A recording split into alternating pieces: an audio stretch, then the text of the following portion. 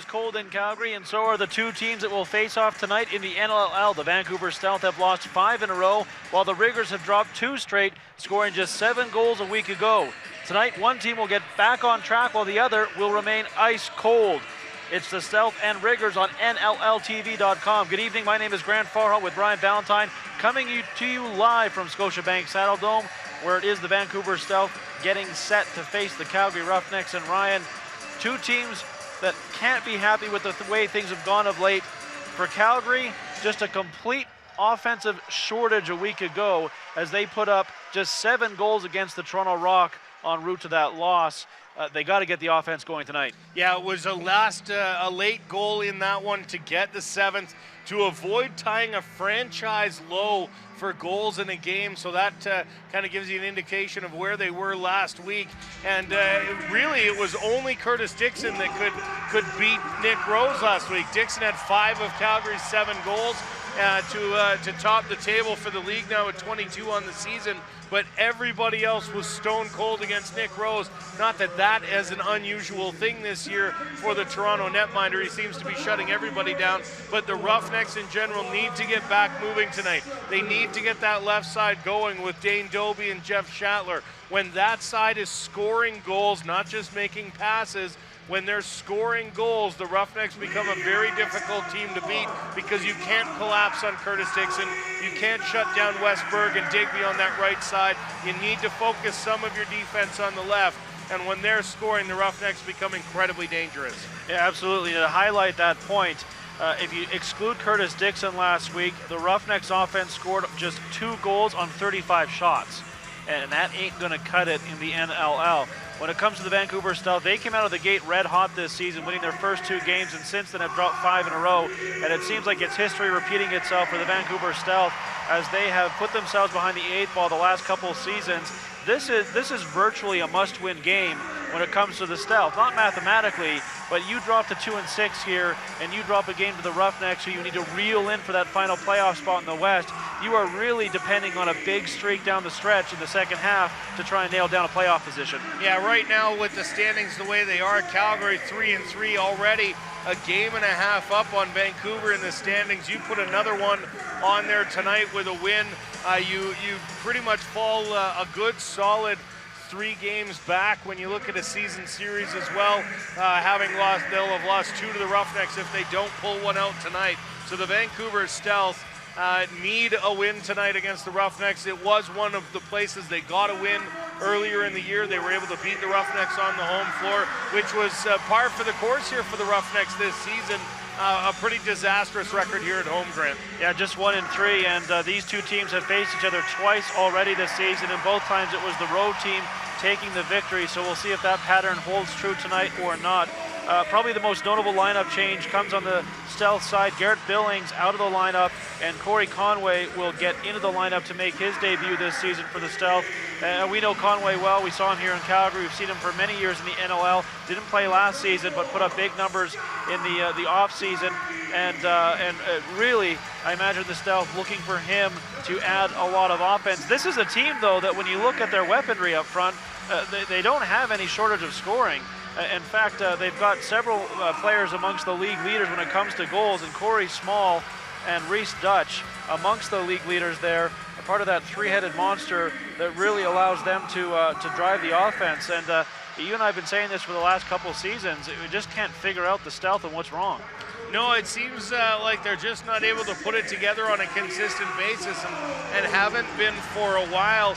I mean, you talk about not being able to win games despite having guys that are scoring a lot of goals. When you can't successfully defend on the penalty kill, that is a big reason why. Yeah, that penalty kill just 28% on the season, just an absolute disaster so far. And that loss last weekend to the Mammoth, coming in overtime, the Stealth had a chance to win that one late, couldn't hang on to the win, then lose in overtime. And that's the thin line between wins and losses in the NLL, something that the Calgary Roughnecks know all too well, as last season it was they who were on the wrong side of several 1-goal games and overtime losses as part of their struggle. So both these teams with plenty to prove and a lot on the line here tonight. For the Calgary Roughnecks, Not really a big lineup change, but we do expect to see the rookie debut of Vaughn Harris. And Ryan, a little bit of fun stuff with the Rook ahead of this game. Yeah, they let Vaughn lead the way when they ran out on the floor for warm-up here tonight. And Vaughn Harris got out onto the floor and got most of a lap before he realized his team hadn't come out with him. And then once he got back behind the net, turned around and looked at the bench, you saw the chuckles, you saw the laughs, and then you saw the rest of the team come out to join him. So a little rookie, some gentle rookie hazing here for Vaughn Harris as he makes his debut on the season. Absolutely, he's in the lineup because Garrett McIntosh not in the lineup for personal reasons. So that is probably the most notable change for the Calgary Roughnecks. We thought we might see Tor Reinhold, and he was activated off the practice roster, but it is Vaughn Harris getting in instead. So we'll get our first look at that young man here tonight as the Vancouver Stealth hit the floor, led by their goalie Ty Belanger. He will get the start tonight. His numbers on the year, 0-4, 12.35 goals against average, but a pretty good save percentage at 76%. Frank Chiliano, 3-2 on the year, 11.68 and 7.47 save percentage. But Frank has been pulled the last couple of games, and last week for most of the fourth quarter, allowing Christian Del Bianco to come in for mop-up duty. I don't know if you could really hang any of the losses on Frank Chiliano, but for a team that's lost 2 straight here, they're going to need a big performance from him as we get set to send you down to the floor and the national anthems.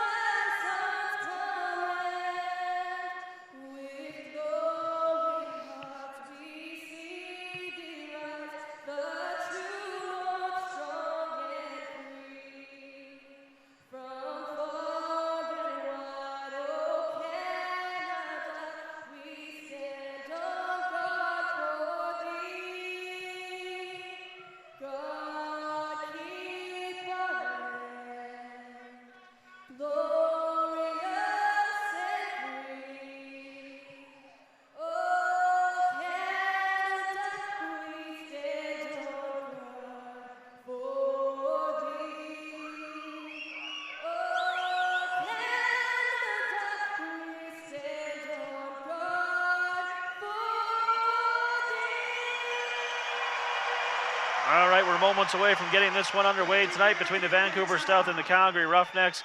Face-off battle tonight. Tyler Burton and Bob Snyder split duties a week ago. Both did very well. 6 of 8 for Tyler Burton, 66 of 123 for the season. Bob Snyder 9 for 15 and 20 for 33 overall. They will do the duties when it comes to the Calgary Roughnecks. And again, a big part of some of the possession advantage they held a week ago, though it didn't help them when it came to actually winning the game. We'll have to wait and see who Vancouver will go with, as Brendan Fowler, I believe, is not in the lineup here. And we'll wait and see who takes face-off duties for them tonight, or the Vancouver Stealth. And of course, Calgary still playing without Greg Harnett, who has that long suspension that he still has to serve out, and that is a big loss on defense for the Calgary Roughnecks, as his presence certainly will not be felt. Speaking of Bob Snyder, good to see him reestablish himself in the lineup this season. Was signed last year, early in the season, and then had some injury problems. Started this season on the practice roster, but since coming back in the lineup has played well and has done the job on the face-off dot. Yeah, Bob Snyder, one of the best historically in the National Lacrosse League when it comes to face-offs. Of course, brother Jeff and Bob competing for face-offs growing up, obviously paid off for both of them, as both of them among the all-time leaders, and now both with healthy stints here with the Roughnecks. But it looks like Bob Snyder going to take that initial face-off, try and get possession, and get things off on the right foot here for the Calgary Roughnecks. And no surprise, he'll be facing Jared Toll, who has recently got back in that Stealth lineup. So that's your face-off battle here as we are about to get underway here at Scotiabank Saddledome in Calgary. Thank you for joining us on NLLTV.com. Opening face-off contested, and Calgary will get the opening possession. Snyder immediately starts forward and bounces it across into the hands of John Harnett. Harnett now will give it to the offense, including Curtis Dixon, who was the only one going a week ago for the Calgary Roughnecks. Jeff Shatler now looking for a step, can't find it, curls back, passes off to Doby. Doby now takes a shot wide of the right post. Comes to Digby. Digby plays it up high to Dixon with 8 to shoot. Dixon now fakes the shot, now starts to close in, takes a shot from a tough angle, and Belanger gets a little bit of leather on that one, into the corner now, and contested there. Shatler all over that, but can't come up with it. Eventually it rolls to Belanger, and he's up with it quickly, plays it to John Lintz. Some nice movement there from the Roughnecks on the first possession. 4 out of the 5 players getting a shot, or handling the ball, something they're going to need to do here if they want to be successful. There's Conway into the lineup here tonight for the first time this season. Passes across the other side as the Stealth look for their first chance. Scores! 1-0 Vancouver as a long shot comes in there from Logan Schuss, and they open the scoring. Yeah, just over the shoulder of Frank Chiliano here. You see him load up and fire a little bit early in the shot clock. Might have surprised Frank there a little bit as Logan Schuss darts one into the top corner for the 1-0 lead. 130 points now between Logan Schuss, Corey Small, and Reese Dutch. That's the three-headed monster that does the bulk of the damage when it comes to the Stealth, and they get a goal early in this one and lead 1-0 now. That's the kind of start you need on the road if you are the Stealth, particularly in the midst of what is now a 5-game losing streak. Calgary wins the face-off again. Harnett has it now.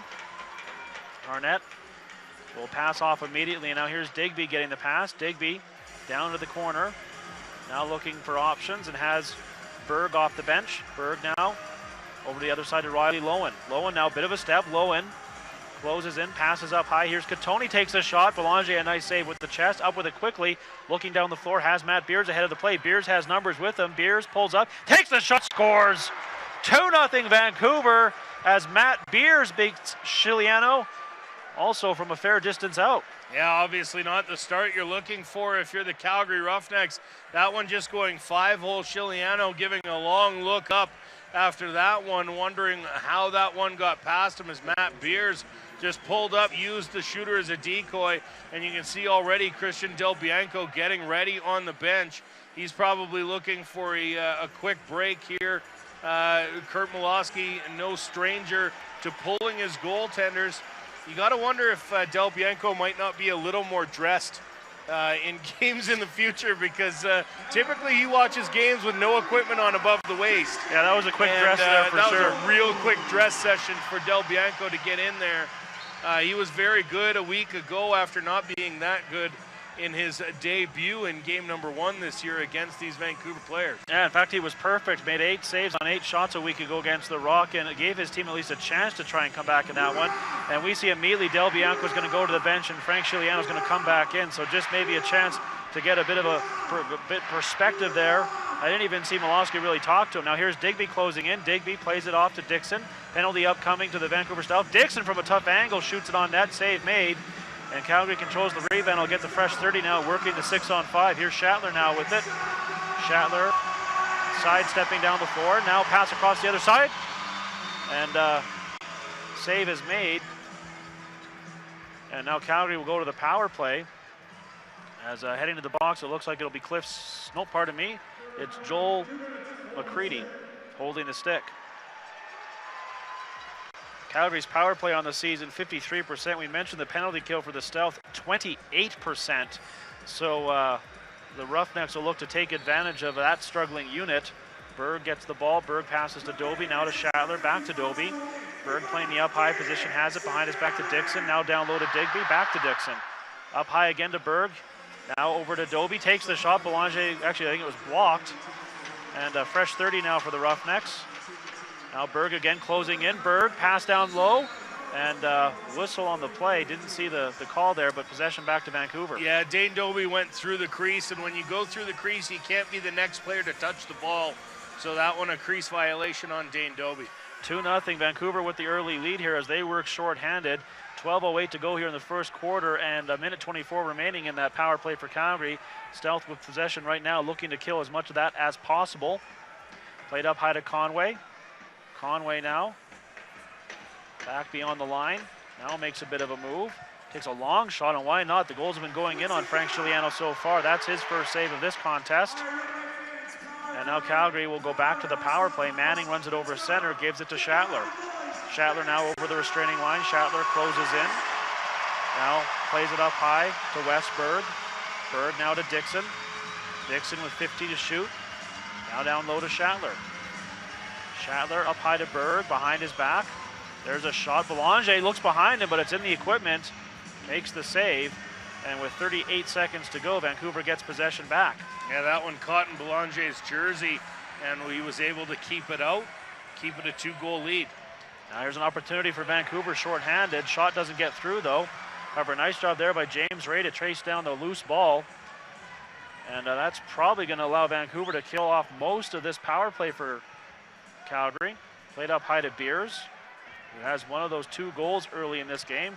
Tries a long bouncing shot on Frank Giuliano. He fights it off, but makes the save. And now Calgary plays it immediately down to Bell. With just 3 seconds to go on the power play, that'll do it, as Calgary will go 0 for 1. Dixon, now to Berg. Berg up high. Here's Lowen. Lowen with some speed. Lowen tried to cut to the net, was sealed off nicely there, so he'll come across the other side to Digby. Back to Lowen, behind the net, tried to stuff it in, bank it off the goalie. That doesn't work. And here come the stealth in transition. McFedridge with those long strides, stops, now pulls up and gives it to Conway. Conway has Dutch on that side with him, but they go to the other side to Schuss instead, and then Schuss plays it down to Small. Small pass across to Dutch, who whiffs on the shot. Might have hit a stick, and back over center. That battle there, Conway doing his best to get in the way, and does a nice job to just prevent a quick transition opportunity for the Roughnecks. With 9:55 to go, Vancouver leads this one 2-0. You're watching the National Lacrosse League on NLLTV.com.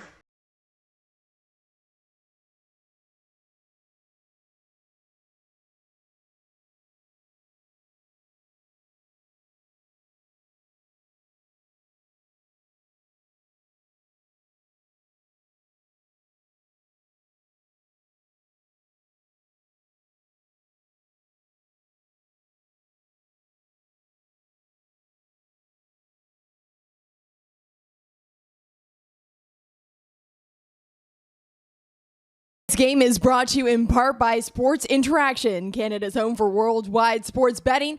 Bet responsibly at sportsinteraction.com. Disclaimer, only residents of Canada may open an account with Sports Interaction. The service is not available to users outside of Canada.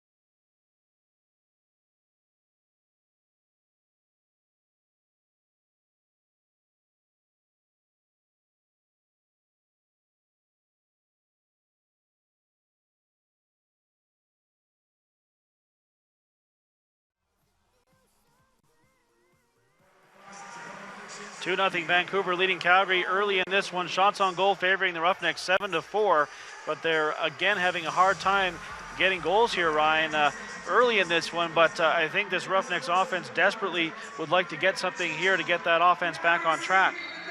Yeah, absolutely. Getting the offense involved early is essential for this Roughnecks team. So many times during the last season, we'd see deficits just climb up, and they battle back and follow 1 goal short. You can't afford to fall down early. Dixon fakes the shot, tries to cut in, now goes behind the net. Comes back the same way he came in. Now to the, whoa, one-handed shot just goes wide of the far post. Schattler recovers the loose ball. Now just 5 to shoot. He swings it across the other side. There's a tough angle shot. Easy save for Belanger, and he'll move it down the floor to Matt Beers. Beers steps over center. Now has the offense hitting the floor. Gives it to Small. Small passes off to Conway. Conway comes down the near side to Ray. Ray passes up high, and now they'll work it from the far side. Here's Conway with a tough take there, but gets it. Forced back over the restraining line. Now tries to cut to the net. His behind the back pass doesn't work, and now a battle for it. Ray comes over to get it, but Shot clock will expire. Good defensive stand there by the Roughnecks. Well, and that's 3 in a row where they haven't allowed a shot offensively for the Stealth after the penalty.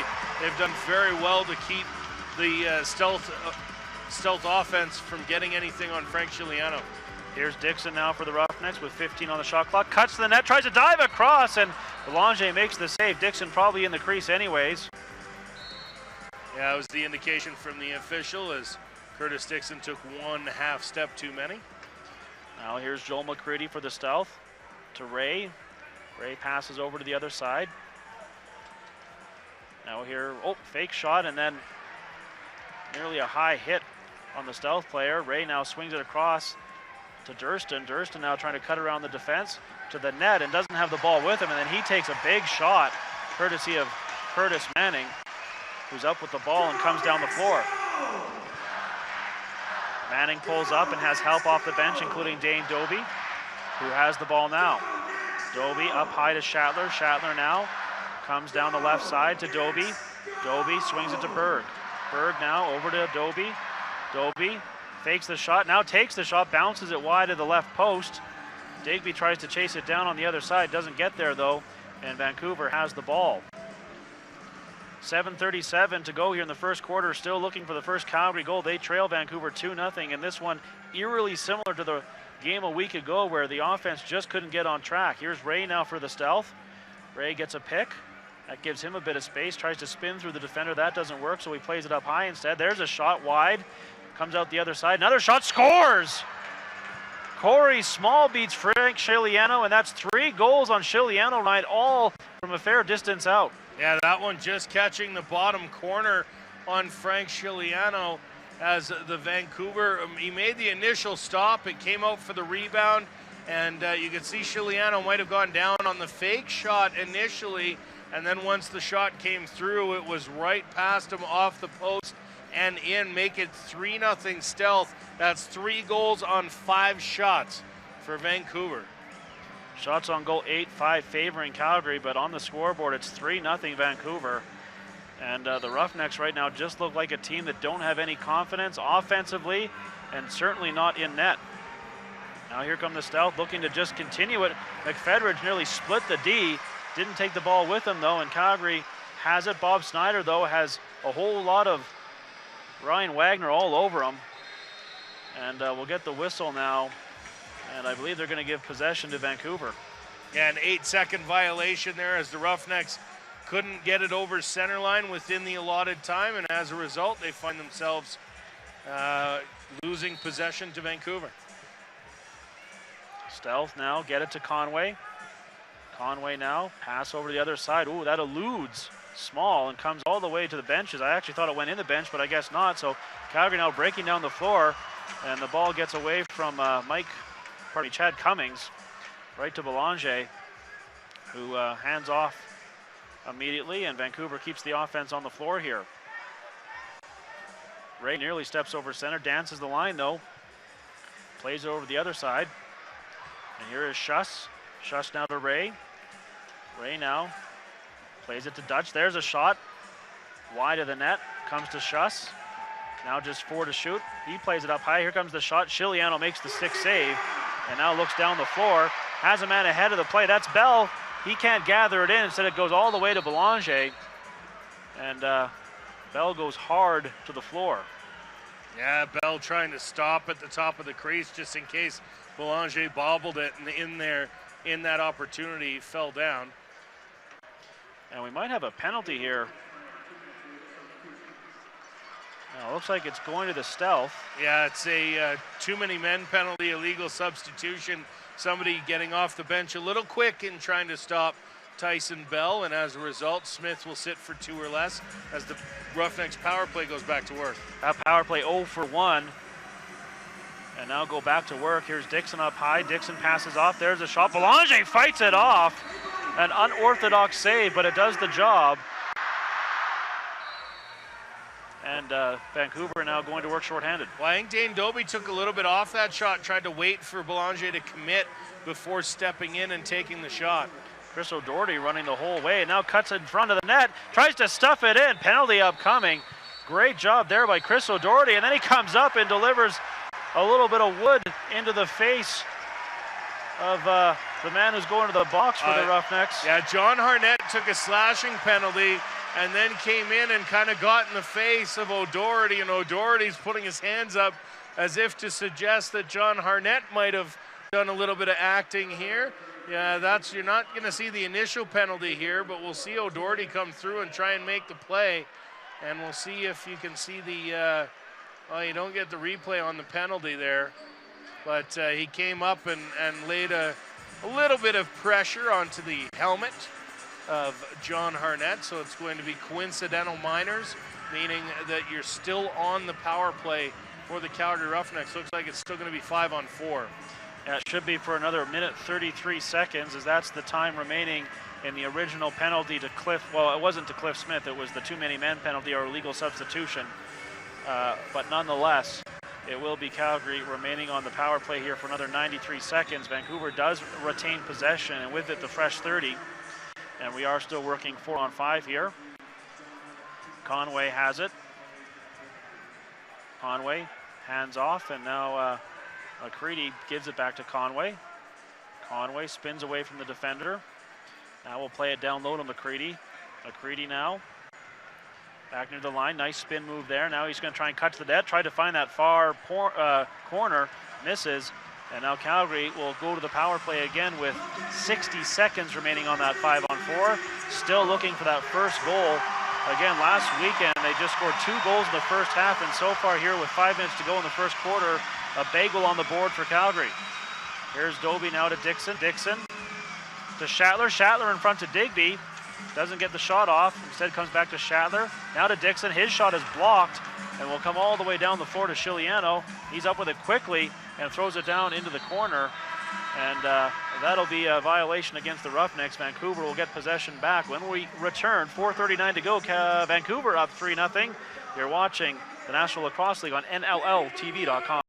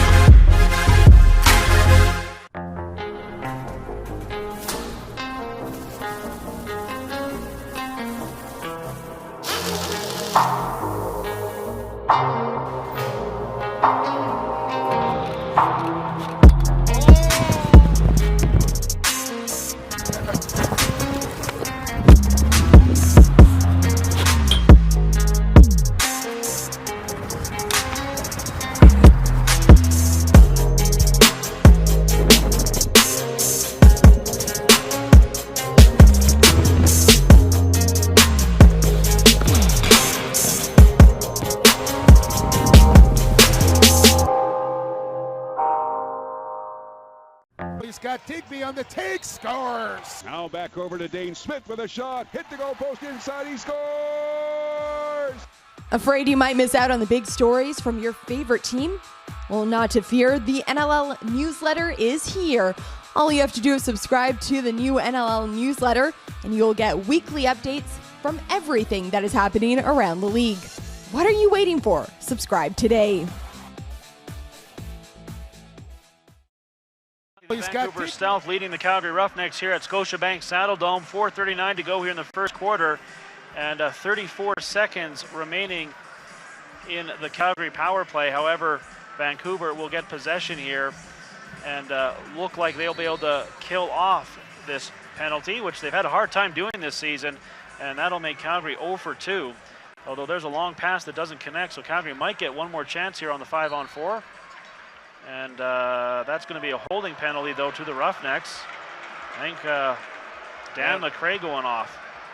Yeah, the referee had his arm up right as they went towards the crease there. So it is 2 minutes for holding for Dan McRae, which will erase the man advantage there, making the Roughnecks 0 for 2 so far. So we'll have a little bit of 4-on-4 lacrosse here for about 20 seconds. Tons of floor out there for everyone to enjoy. Here's Conway now with it.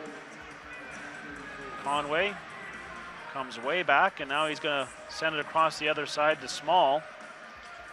Small, one of the 3 Vancouver goals here tonight. Now back into the hands of Conway with 8 to shoot. And now Vancouver will go to the power play.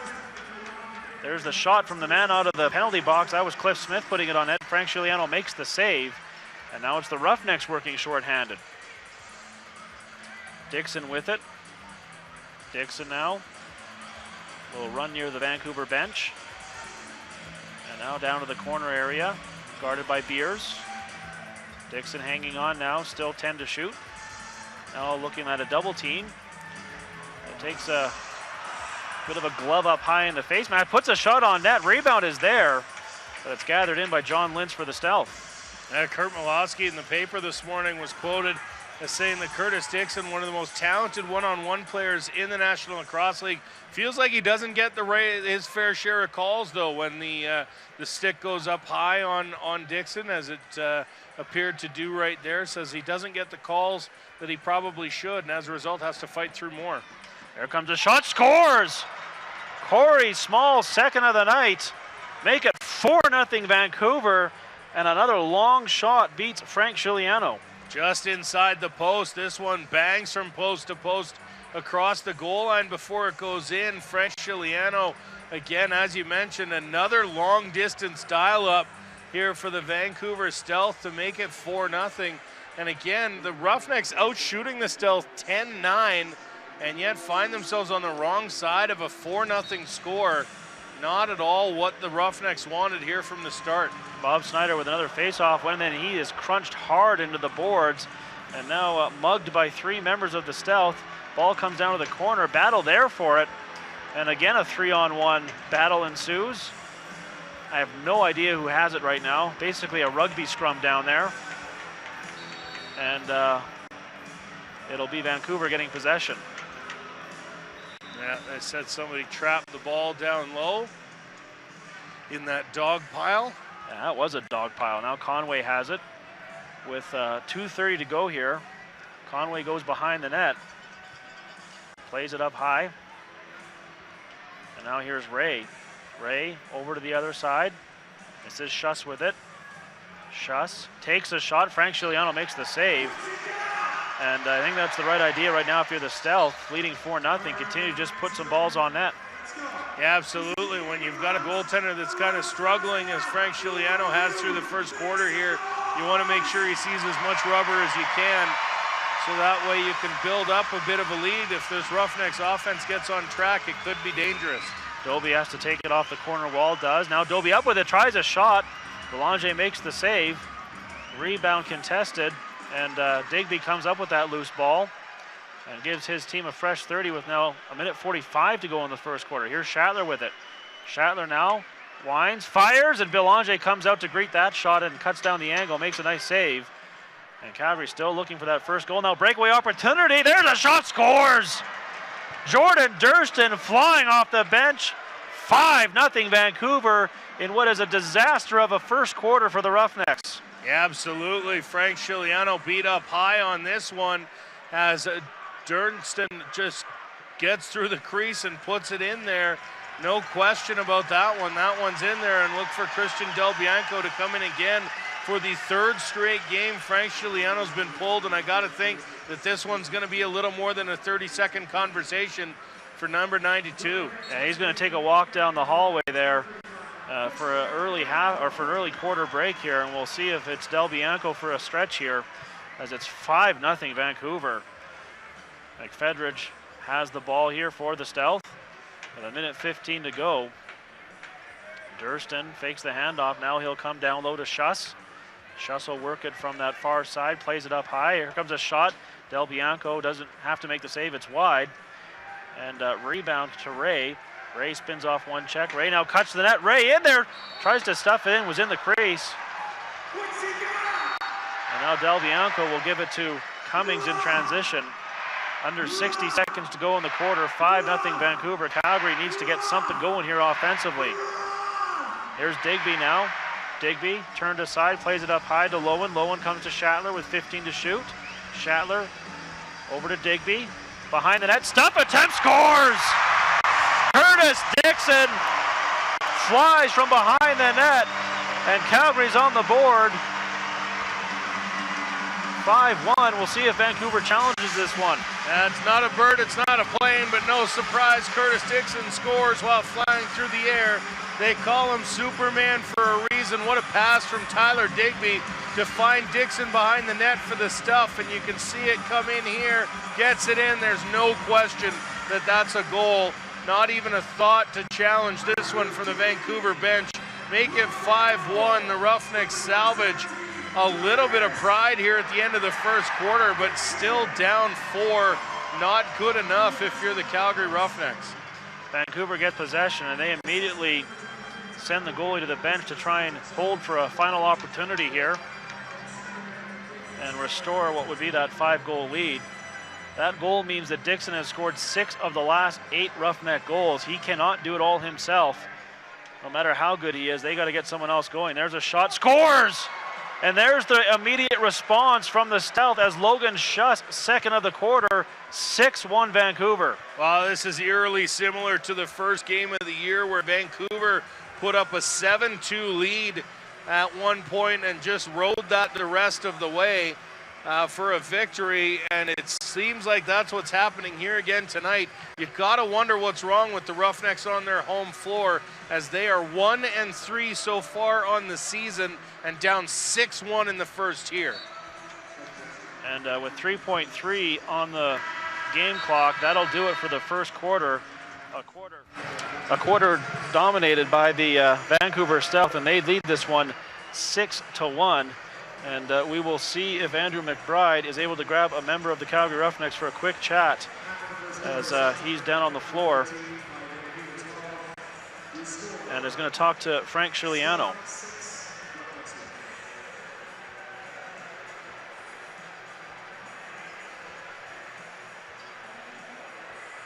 As we're just waiting for Andrew McBride, and we now go down to the floor.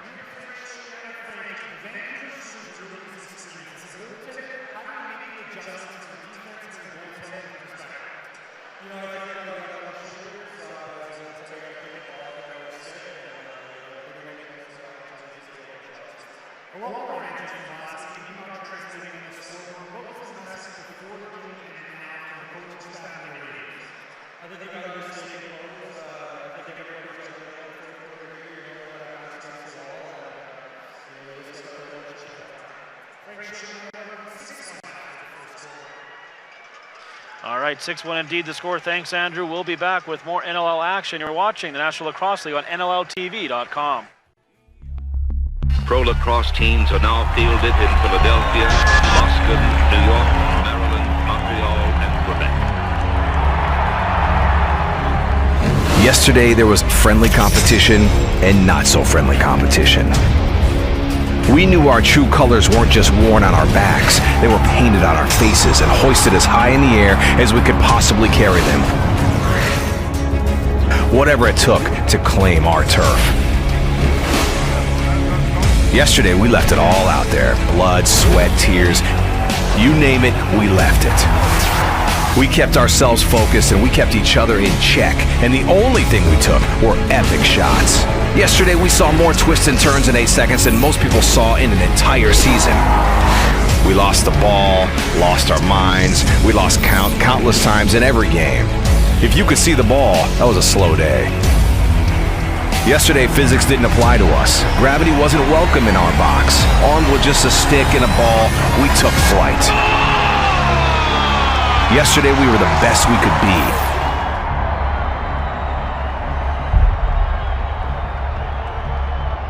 Today is our day.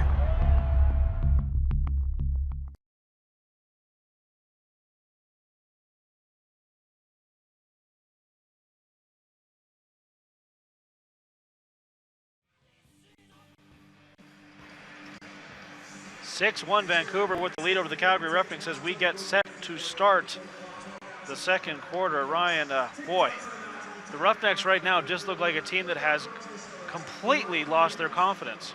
Yeah, I'm not sure entirely what it is here with the Roughnecks offense after they only scored 7 goals last week. You think they'd come out this week, and it seems like they might be gripping the stick a little, trying to be a little bit too cute with the shots. Dane Dobie, every shot he's had has been a bouncer in front of the crease, and you got to wonder if it's not time to just kind of power one home from some of these guys, as opposed to looking for the perfect opportunity. Just get your opportunity. Well, if you heard from Curtis Dixon during the week, he said that the biggest problem was they weren't moving the ball around a lot, and I fear we're seeing a bit of that the same here. They're just not getting good looks coming from keeping the ball hot out there. We'll see if that changes here in the second quarter as Dobie has it. Dobie has a man off the bench. That's Catoni takes the shot. Save made there by Belanger, who has been sharp in this one. Give him credit for his strong play early in this one. And now he sends it down the floor to Justin Salt. Yeah, 13 saves on 14 shots for Belanger so far. And here's now Schuss with it. Schuss looking at his options. He'll come across the other side to Conway up high now with it. Back to Schuss. Schuss now to Small. Small again plays it to Conway. Now just 3 to shoot. Small flashes on that shot, so they'll just put it down in the corner. And Del Bianco out to gather it in.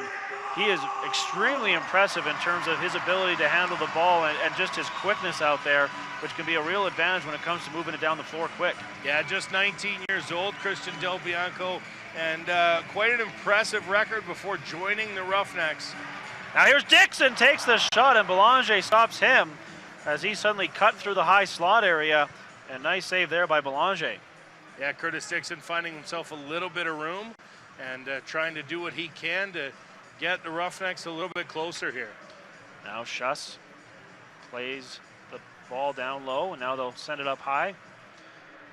And they'll work it from the far side, and that pass doesn't work, and looks like Calgary will get it back right away. Good news if you're the Roughnecks is you're down by 5, but there's still an absolute ton of time left on this one. You plenty of time to get back into it. Here's Bell with it. Bell now has a man cutting through the crease, and Belanger makes his best save of the night as he stops Catoni point blank. Yeah, Holden Catoni doing what we talked about, not looking for cute opportunity. Just he's got the ball on his stick. The last 2 possessions, it's gone right at Belanger. Good opportunities though for the Roughnecks.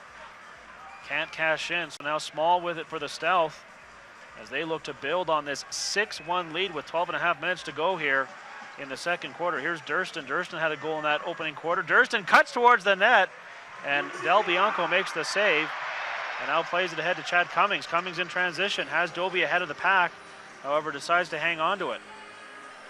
Schattler now has help off the bench, including Digby, who gets the pass from Schattler. Digby now to the slot, to the net, and Belanger makes another big save. And now the pass down the floor. McCready can't handle it, otherwise that would have been a breakaway opportunity. Schattler doing a nice job to get back with the hustle, and eventually, well, no one still has it. Bit of a hot potato out there, and Jeff Schattler, who is the all-time leader in loose balls for the Roughnecks, gathers in another one. Schattler now is going to have to take a bit of a breather after all that work, so he goes to the bench. Riley Lowen out there. Lowen has the ball. Lowen hangs on now over to Berg. Berg with 12 to shoot. Berg now takes the shot, and Belanger makes the save up high. The Roughnecks offense looking better here in the second quarter, but now it's the Ty Belanger show. Now Smith in transition. He has Conway off the bench. And someone lost their lid, so that's thrown over to the bench area. Schuss now working from the left side. That shot eventually skips to Del Bianco, hits some bodies before doing so. Easy save for him. Shots on goal now 18-13 favoring the Roughnecks, but they're down 6-1. Bell with the ball for the Riggers. Bell now hangs on, pass over to the other side to Schattler, shoots, kick, save by Belanger. Yeah, another nice save by Belanger. He's made 4 beauties in a row here for the Vancouver Stealth. And it looks like the Stealth are going to head back to the penalty box here momentarily. So Calgary working shorthand, or pardon me, 6-on-5 here. To Berg, Berg to Dobie. Dobie tries to go underneath, and that shot goes wide and comes all the way down the floor. And now we will get the penalty call. And Calgary will go back to the power play here, a power play that has failed to convert on 2 opportunities so far. And it looks like it will be Ryan Wagner going to the box for 2 or less. For holding the stick. Wagner will sit for 2 or less as the Roughnecks power play gets to work. And the first couple power plays haven't even looked that effective. Not many shots coming across like they should have. You got to wonder if they won't be looking maybe for a quicker shot here to start this one. Berg to Dobie, back to Berg. Berg now to Schattler, has to take it off the wall. Schattler up high to Berg, takes the shot, and Belanger comes over to make that save. Scoops up the ball, and now looks down the floor. Plays it to O'Doherty. O'Doherty now will look to cross center, instead passes it across center. And now Vancouver working shorthanded for another minute 33. Have the ball in the Calgary end of the floor. It's Durston. Durston looking to cut towards the net, turned aside with 10 to shoot. He'll pass off to Small. Small to Ray, and Ray now will pass off, cutting to the net and trying to stuff it in. Was McCready. That doesn't work. Del Bianco makes the save, and the Roughnecks have the ball back here with a minute 10. And with the offense struggling, one way they can get back on track is get the power play going here, but so far nothing doing here. 0 for 2, and nothing really so far on this power play. Here's Dixon now. Dixon now comes to Berg. Berg plays it up high. There's a shot, save made. Rebound to the Roughnecks. Katoni behind the net. Now here's Lowen. Now Dixon with it, fakes the shot, tries to cut to the net, turned aside, now double teamed. Behind the back pass, beautiful. The Dobie scores! Dane Dobie on the power play. 6-2, Calgary closes the gap. Well, and what a play from those two, 17 and 44, putting it home as Curtis Dixon finds Dane Dobie with a nice behind the back flip pass, and Dobie just goes top corner over top of Ty Belanger. Nice shot there from 44 as the all-time Roughnecks goal-scoring leader pads his lead here with his 13th of the year. So 6-2, and what the Roughnecks need right about now is a bit of a run. When they got their first goal, the Stealth immediately responded. This time Schattler, though, breaks down the floor off the face-off. Into the hands of Dobie, back to Schattler. Schattler now will play it all the way up high to Digby. Digby back to Schattler. Schattler bounces off the defender. Now passes off. Belanger makes the save and then fights it off. Nearly rolled it into his own net. Yeah, Katoni almost had one there. Belanger very quickly diving back to keep it off the goal line. Now Smith has it. He takes some lumber. Smith in the corner has run himself into a bit of trouble, but comes out of the corner. Now cutting the net, and Del Bianco makes the save. Rebound up for grabs. And they're going to give it to the Stealth, I believe, or pardon me, it's going to go to the Roughnecks when we come back. 8:19 to go here in the second quarter. 6-2, Vancouver up. You're watching NLLTV.com.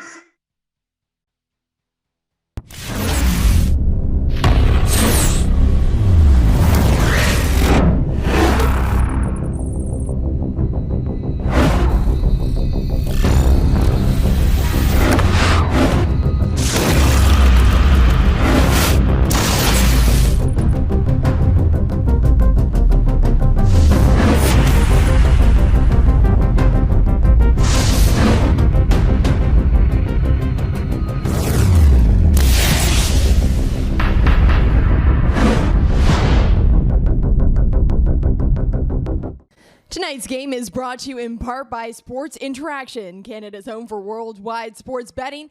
Bet responsibly at sportsinteraction.com. Disclaimer, only residents of Canada may open an account with Sports Interaction. The service is not available to users outside of Canada.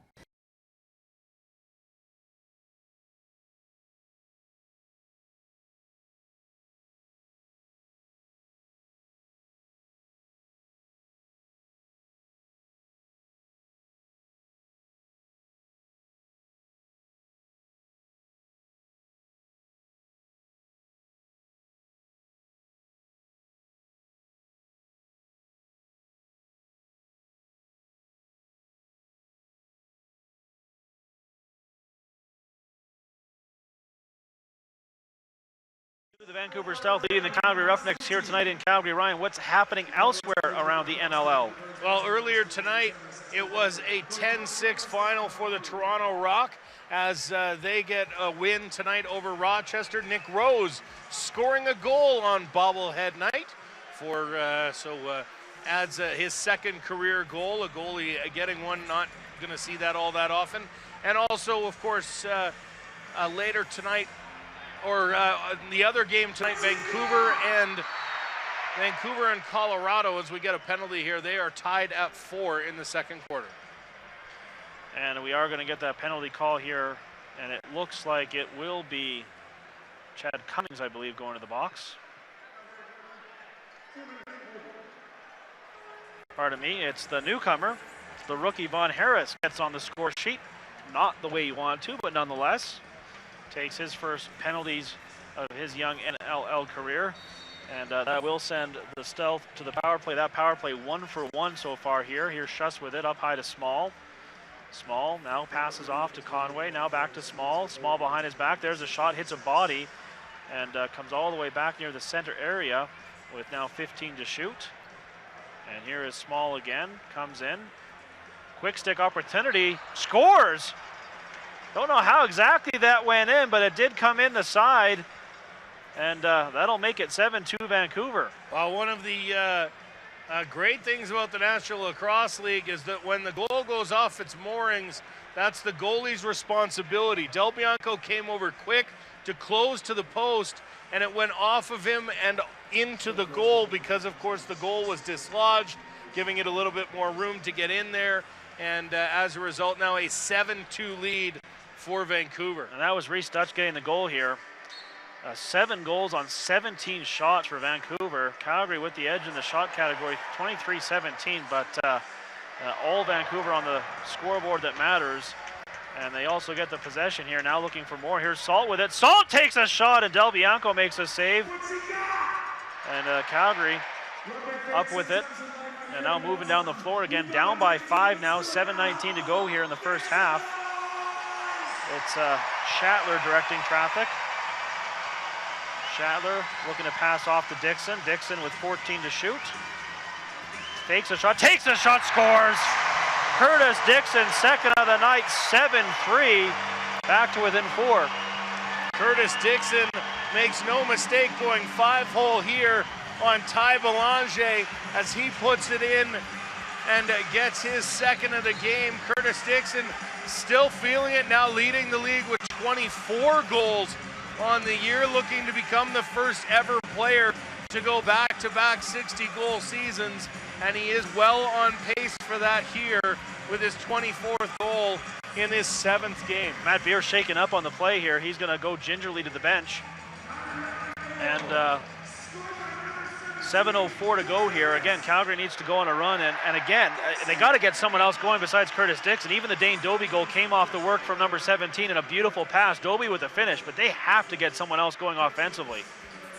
Yeah, you look at Tyler Digby and Wes Berg, and you wonder where the offense has gone when it's not Dixon on that right side. At least on the left, you've got a couple assists, a couple goals in the last couple weeks, but not much from Digby or Berg as of late, as Vancouver will get possession here. The faceoff was won and thrown all the way back into the netting behind the Calgary net in the corner there, so that's where Vancouver will work from here. And here's a quick opportunity, scores! Jordan Durston, nope, no goal in the crease. So the score remains 7-3 as Calgary catches a bit of a break here, now looking to take advantage. There's a shot that bounces wide after hitting a body from Katoni. Katoni comes in to take the loose ball and rolls it to Dane Dobie on the other side. And there's a challenge flag being thrown here as Vancouver wants to take a peek at that goal that was called off from Jordan Durston. Yeah, you see, they figure that the referee might not have seen it in the bang-bang nature of the play. And again, you got to wonder how off a whistle like that or off a dead play, Durston finds himself all alone so quickly. But we'll see if it counts or not. Yeah, we'll see. You'll get the exact same view that the referee gets here with our great crew down in the room. Best in the business, in my opinion, here with the replay. They're often, there's not many inconclusive goals around here. We'll see whose foot that was in the crease. Lots of black sneakers. We'll back up a touch. Well, that foot's obviously good. He does appear to be in the air. That might be a goal. Although it depends on where that back foot, that other foot is. You can't see it under the hand. So is the takeoff foot good is the question, because you can't see it under the hands from that angle. It's under the stick of Curtis Manning that the takeoff foot lands. So you can see the stick there from Manning, number 10. Yeah. And the question is whether or not the takeoff foot's any good. We might have to get another angle, because I'm going to call that one inconclusive from there. This might tell you right here. And it looks like he might have been on the... I mean, it's tough to tell there, but that might be where the toe was on the crease. Goalie coming out quickly after seeing that one.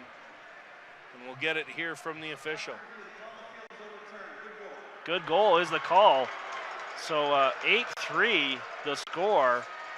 And Durston just somehow found a seam there. Well, it was off a restart from the corner, just broke towards the center. As soon as the whistle blew, he received the pass and very quickly put it away for the 8-3 lead, restoring a 5-goal lead. So you mentioned, Grant, after Roughneck goals, it's been very quick answers from the Stealth, and that one there, again, a quick answer from the Stealth. That resets the clock back to 6:45 left in the quarter. Yeah, the Roughnecks haven't been able to get really any closer than 4 goals. Every time they've cut it down to 4, Vancouver has made it 5 again, and now they have a chance to make it 6 if they can cash in on this offensive possession. 6.5 minutes to go. Shot through, rebound, scores! As Del Bianco made the initial save, but Corey Small, Johnny on the spot for his first half hat trick, and make it 9-3 Vancouver on just 21 shots.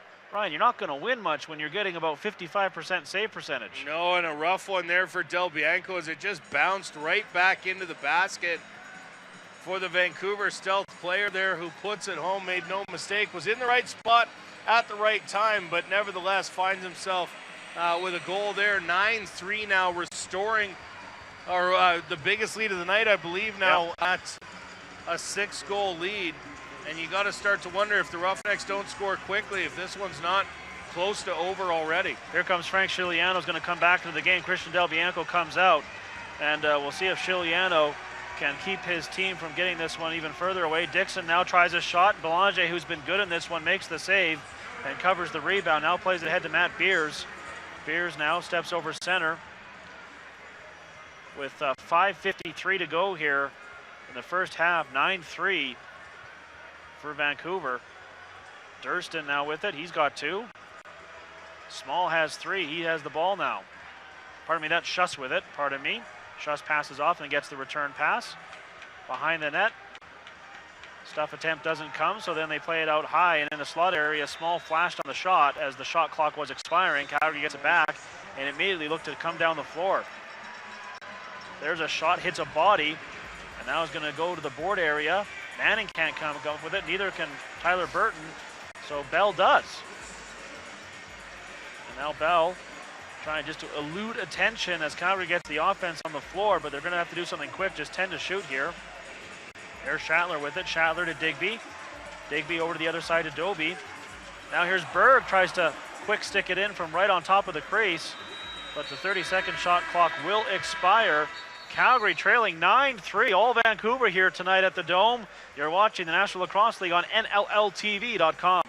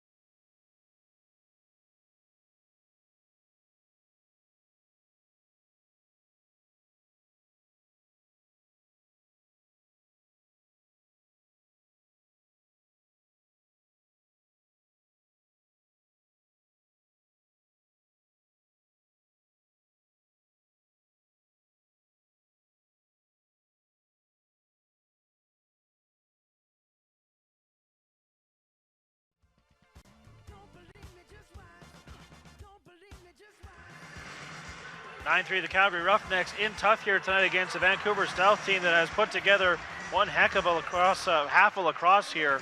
Full value for a 9-3 lead here. And with the ball here, as they will look to build on that. Calgary's been going back and forth with the goalies, as you would expect with this kind of game so far. It's Frank Giuliano in there, as he was pulled early, then pulled again, and now back in there. But now down 6 goals. He's going to have to really not give up much the rest of the way here if Calgary has any opportunity to get back in this one. Keep in mind, Calgary just scored 7 last week, and they're going to need a lot more than that tonight if they're going to come back in this one. Schuss with it now for the Stealth. Schuss now, one hand on the stick, passes to Small. Small passes off. There's a shot wide of the net from Ray. Comes out the other side, and Calgary's going to gather it in here. Actually bounces into the stands. And they're going to give it back to Vancouver. Yeah, they're saying it came off Frank Giuliano before it went out. Bit of a bad bounce there for the Roughnecks, as it just took a weird spin into the stands. Didn't look like it had a lot on it, but nonetheless, the Stealth retained possession here. Now Schuss with it. Schuss with a bit of a step. Now faces the double team. Ball comes loose. Calgary comes up with it. And now look to move it down the floor. Bounced ahead of the play. Bob Snyder's going to have to fight for it here. He falls to the floor. And it's John Lintz coming over to gather it in. And got a bit of a tug on the jersey there. And then a collision between 2 players. And Harnett gets the worst of that. And he's going to hobble to the bench. Calgary, though, does have the ball. Here's Von Harris in his first career game. Goes behind the net, passes off. And now Schattler to Doby. Doby back near the logo. Passes off to Schattler, now with 10 to shoot. Here's Dixon with it from a hard angle. Pass across, comes to Doby eventually. Submarine shot wide of the net. And now it'll be a 2-on-1 potentially for the Stealth, although Calgary does a nice job to hustle back defensively. However, here's Small off the bench and scores. 4th of the night for Corey Small. And you got 10 here in the first half for the Vancouver Stealth. 10-3, oh my. Well, what a disastrous performance from the Roughnecks goaltending tonight. That one just a slow roller from Corey Small that goes 5-hole on Giuliano. Neither goalie has really made any kind of save here in this first half. 10 goals on 22 shots is not nearly good enough here in the National Lacrosse League. And you start to wonder what's going wrong with the Roughnecks as they came out to a 3-1 start on the season. They've dropped their last 2 and are down by 7 here before the half is over. Well, keep in mind, this is a long homestand here for the Calgary Roughnecks, and they're 1-3 at home and now in danger of falling to 1-4. And just have looked a lot better on the road this season, and it's a real puzzler. They get a ton of fan support here, big crowds, boisterous crowds, and they just have not been able to find their game here at Scotiabank Saddledome. Snyder now with it for the Roughnecks as they look to do something here to close the gap with just under 3 minutes to go here. Penalty now upcoming to the Vancouver Stealth. Giuliano to the bench. Calgary will work the 6-on-5. Curtis Dixon with it. Dixon pass behind the net to Schattler. Schattler plays it to Doby. Doby a high. Berg has room. Shoots. Misses the net. Rebound. Gathered in by the Stealth. And now we'll get the penalty here to Vancouver. Yeah, as we see Ryan Wagner headed to the net or to the box for 2 or less. The Stealth penalty kill been very good so far as a holding the stick penalty against Vancouver here for Wagner. Calgary 1 for 3 on the power play so far tonight. And we'll see if Calgary can get back to within a half dozen here by cashing in. Schattler playing up high now to Dixon. Dixon comes to Berg. Berg to Schattler and back to Berg. Back to Schattler. He tries the shot wide of the net. Now you can tell the Roughnecks are definitely gripping the sticks because they're starting to put balls wide. And that's not going to do it. Dixon, though, comes over to find a loose ball. And now he's being chased by Matt Beers. But Dixon immediately comes back into the Vancouver end with a minute 30 remaining on the power play. There's a shot up high. Nice save there by Belanger. Salt now behind his back, just throws it, tries to throw it down. Nice job there by Schattler to intercept. Schattler now comes right back, plays down low to Doby. Doby to Berg, scores. Westberg dances across the crease and scores the goal, 10-4, and Belanger is shaken up. Waiting. Westberg finally puts it in, and now the referee calling for the trainer from the Vancouver bench as Belanger went down hard in that crease. Everybody goes down hard in the crease here. Well, what a play from Jeff Shatler here, as we see on the replay, picking off that dump from to center, and then Berg tiptoeing, and you wonder if the Vancouver player, Westberg, didn't come into contact with the back of Belanger's head there. 8th goal of the season for the sophomore Westberg, but yeah, you saw both Berg and the defender both crash right on top of Belanger, and looks like he's okay as he's back on his feet, which is great to see, and is going to stay in here. He has been sharp in the first half here, making 23 saves on 27 shots, as remarkably Calgary has the lead on the shot clock, 27-22, and they're down 10-4. But now with a little bit of life here, but again, every time Calgary has scored in this one, Vancouver has provided a near immediate response. And now a big pile up off the face-off, as you got 4-on-4 there, and Tyson Bell, who's done a nice job here tonight coming up with loose balls, gets another one. Bell dances into the Vancouver end, plays it to Tyler Burton. Burton now will pass off to Dane Dobie, who's off the bench, as Calgary gets the offensive crew on there, and Westberg, who has that goal now with the ball. Berg now around one man. Now we'll pass to Katoni, up high to Dixon. Dixon fakes the shot to the net. Dixon, as he shot, got a stick on stick there, and that caused the shot to go well wide, and now with 3 seconds, just dumped into the corner. And with 1:07 remaining here, it'll be stealth possession. Yeah, Curtis Dixon getting stick checked right at the last second after finding a bit of open space, unable to put the ball on net, causing that shot clock violation. So now Schuss with it for the stealth, as we're now at exactly 60 seconds to go in the first half here. 10-4, Vancouver with the 6-goal lead. Scored with about 3 seconds to go in that first quarter. We'll see if they can get a late one here. That pass bounces off of Schuss' stick and into the netting, though. And that'll give, oh, Schuss steals it in there, and Chiliano makes the save. I have absolutely no idea how Logan Schuss just picked the pocket there of the Calgary player. Near disaster there for the Roughnecks. Now Von Harris gets a shot on goal and fought off there by Belanger. Yeah, you're looking at clock management there. The Roughnecks wanted a quick shot to maybe get another one back, although by the time Vancouver gets possession, just 30 seconds left. And it looks like they may have called a timeout here. That comes with, 30.5 exactly on the clock.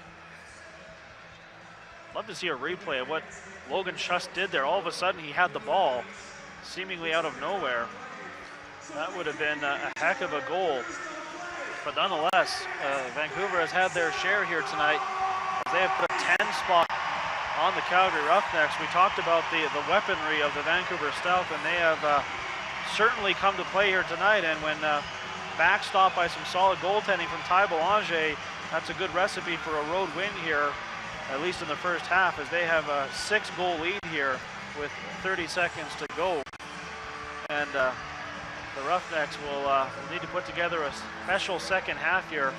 Would not want to be in the locker room here in halftime with Kurt Malosky. No, I imagine he may have some words for the Calgary Roughnecks. Let's not forget, though, excuse me, it was a 7-5-goal lead for the Stealth in the first game of the year. Came back to be an 12-11 final in which the Roughnecks had that last possession in the game. So it is possible, certainly don't tune away, because comebacks happen in this sport more often than most, and 6 goals may not be enough for the Stealth to win this one. Stealth holding for the final shot. That's whipped wide of the net, as it was Schuss that ripped it there.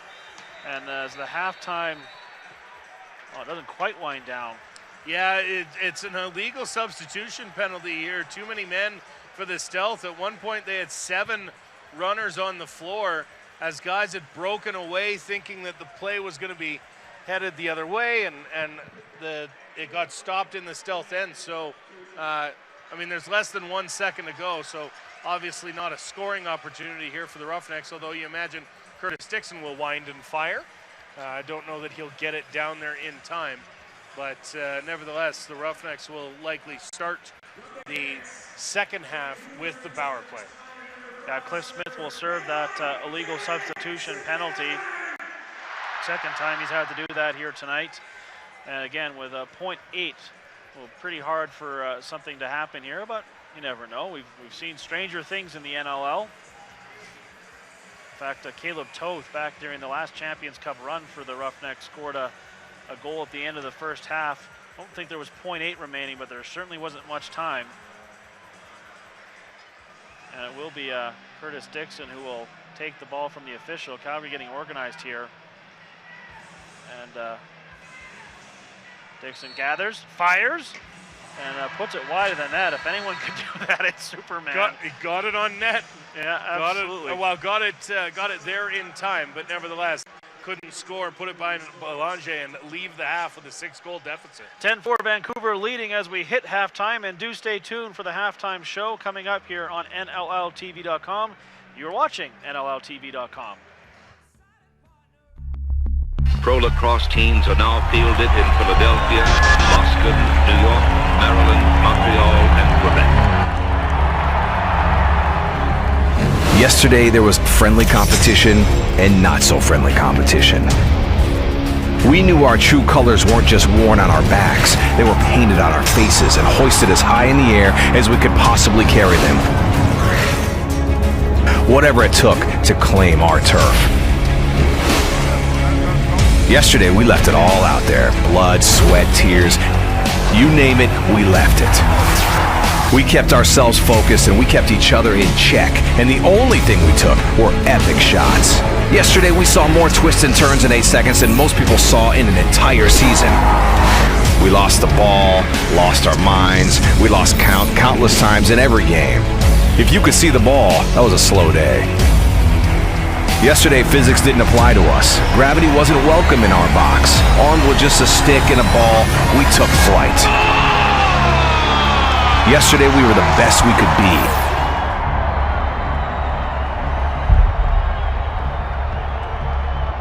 Today is our day. Tyler Digby reached a career milestone, joining the Century Club by earning his 100th career NLL goal. But can you imagine if Tyler never played professional lacrosse? The Calgary Star actually had to decide between joining the CFL and joining the NLL. We caught up with him to find out what led to his final decision. Tyler Digby first picked up a lacrosse stick at the age of 3 after watching his dad play the sport. I started playing lacrosse very young. My dad played, so I started at a very young age. I spent a lot of time when I was very little watching him play, and kind of just fell in love with lacrosse from a young age. Lacrosse soon became his passion, his love.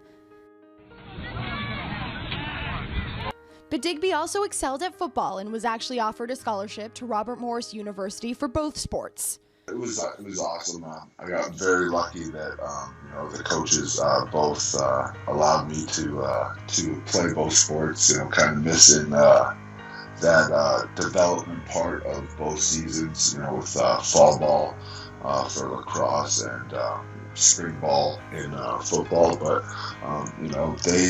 they were very positive and let me play. After graduating, he reached a fork in the road. Being drafted by both the NLL's Vancouver Stealth and the CFL's Ottawa Redblacks, Digby soon realized he was going to have to choose between his two passions. I think there was probably not going to be any scenario in which lacrosse was going to be out of the picture. I think there could have been a possibility of doing both, but I just felt like it'd been a long time that I hadn't been able to just focus on one sport, and figured that trying to play at the top level, in either the CFL or the NLL, that really I was going to have to dedicate myself to either one. After a successful first season back home with the Vancouver Stealth, the choice became crystal clear. He couldn't picture a life without lacrosse. I was able to go home to Vancouver, play, you know, in my hometown, and you know, that was just something that, you know, I didn't want to pass up on. Digby, pump and shoots, scores. Calgary 3 for 5 on the power play. They're back on it right now. Inside feed, Digby shoots and scores. Just like that, Digby inside shoots, top corner. Make it 5 on the night for Digby. And it seems that decision has paid off. Digby recently reached a career milestone, earning his 100th career goal, and has helped the Calgary Roughnecks get off to a 3-2 start in the 2017 season, currently tied for first in their division. I felt I was lucky to be able to play both sports for as long as I did. I kind of I had always had lacrosse as my number one sport. It was always it's kind of always been there, but and then after that first year I was playing in NLL, I think I just kind of decided that that was kind of what I wanted to keep doing. For NLL Productions, I'm Mia Gordon.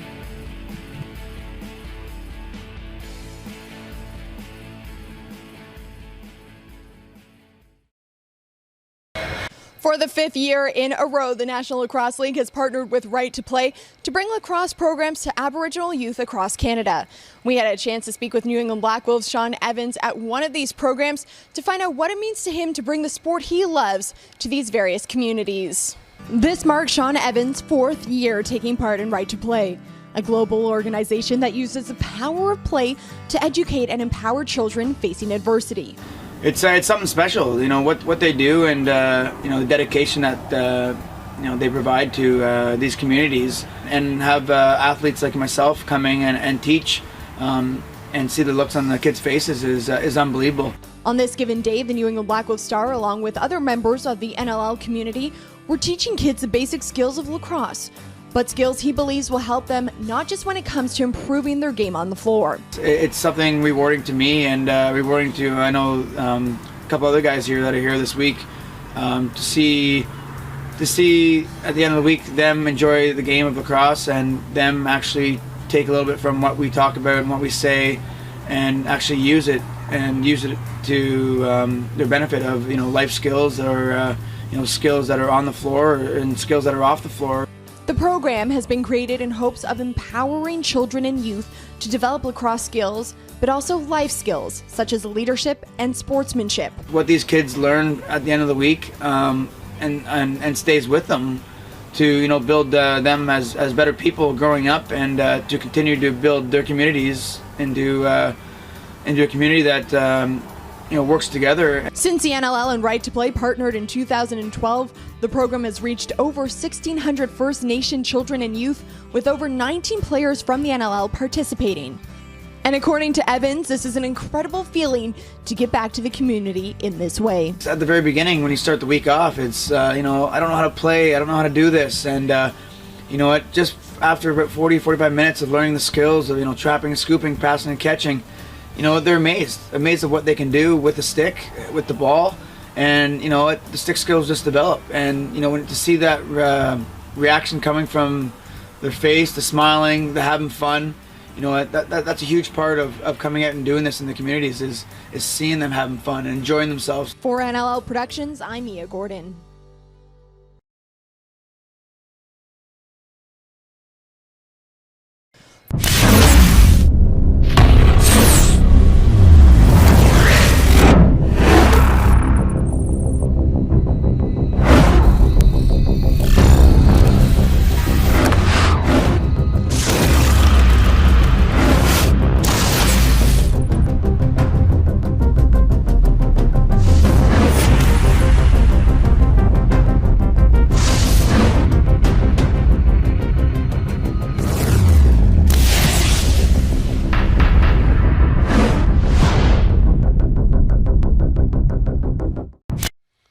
Welcome lacrosse fans, Tyson Geik of NLL Productions here with you right now, and I'm joined by Shay Hewen, CEO and founder of the U-Hawk Camera. We have some exciting news for you today. The NLL has officially partnered with the U-Hawk Camera, the new official action camera of the National Lacrosse League. Shay, an exciting moment, for both parties here. Yeah, it's an incredible day.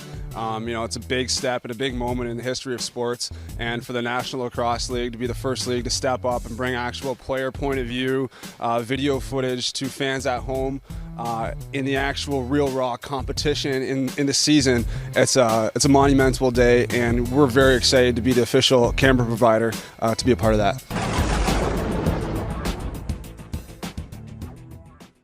All right, well, we've talked about what happened in Week 7 action. So, Tyson, now I want to know, who were your top players in Week 7 in this edition of Box Bosses?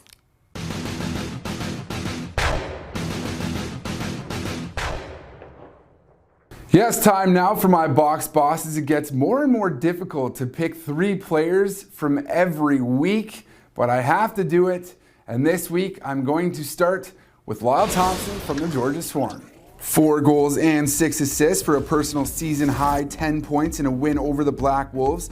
He also took draws for his team, scooped up 10 loose balls, and had a team high 14 shots on goal. Lyle Thompson is a player that can hit you in so many different ways when on the floor. At number 2, I've got Brent Adams.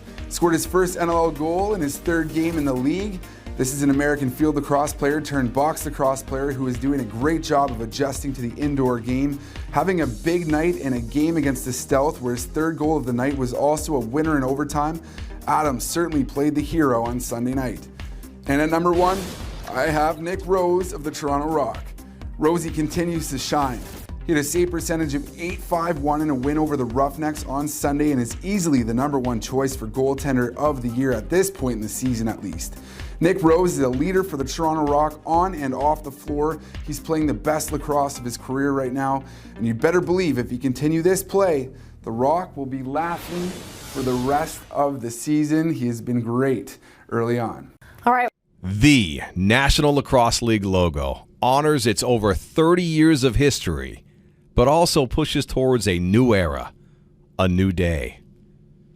An updated colorway of black and silver illuminates the way forward, with technology and innovation as our mandate. The shield captures the warrior spirit of the physical battle of sport while being modern enough to appeal to new audiences. The goal.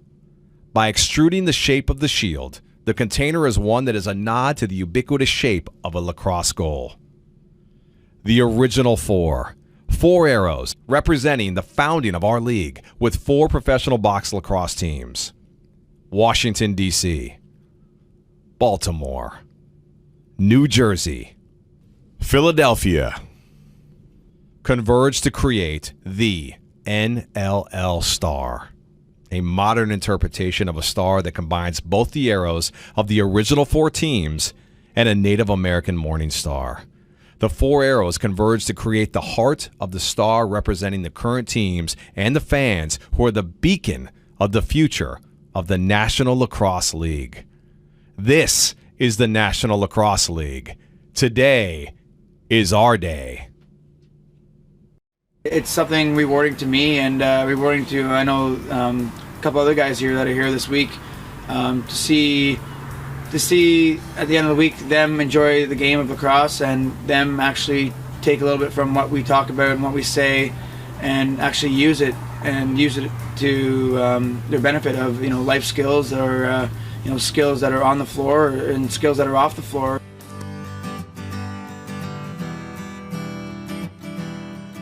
It's something. Hello, everyone, and welcome to this week's episode of the NLL Social Circle, where we take a look at some of the big stories happening across the league on social media this past week. And this week, love was definitely in the air. We had a chance to take a closer look at a very special bromance between teammates Jeremy Noble and Dylan Ward. Just take a look at this adorable photo. Fans were loving this, and if you haven't had a chance to check out the story yet, head on over to NLLTV.com.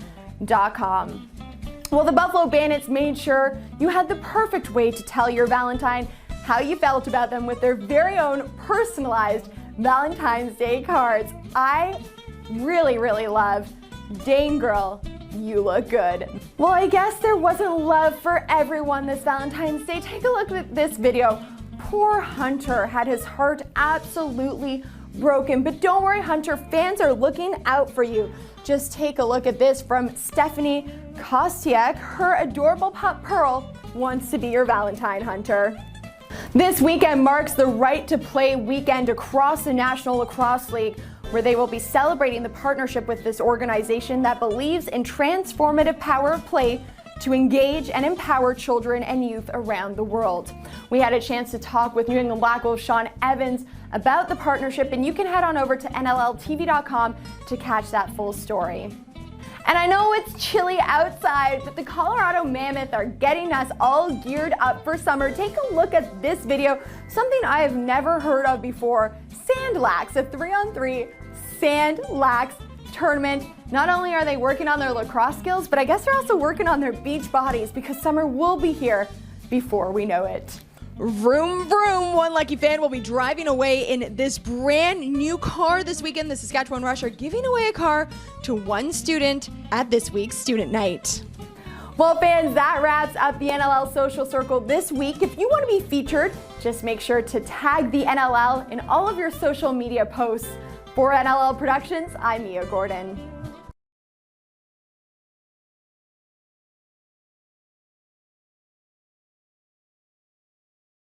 Hello, everyone. 10-4, the Vancouver South leading the Calgary Roughnecks here at Scotiabank Saddledome. My name's Grant Farhall with Ryan Ballantyne, as we're about 90 seconds away from starting the second half here. Right to Play believes in the transformative power of play to engage and empower children and youth around the world. In Canada, the Promoting Life Skills in Aboriginal Youth or Play program works with over 85 Indigenous communities to support leadership development and positive outcomes for Indigenous young people. To learn more or make a donation, visit righttoplay.ca. We'll take a look at some of the first half highlights here.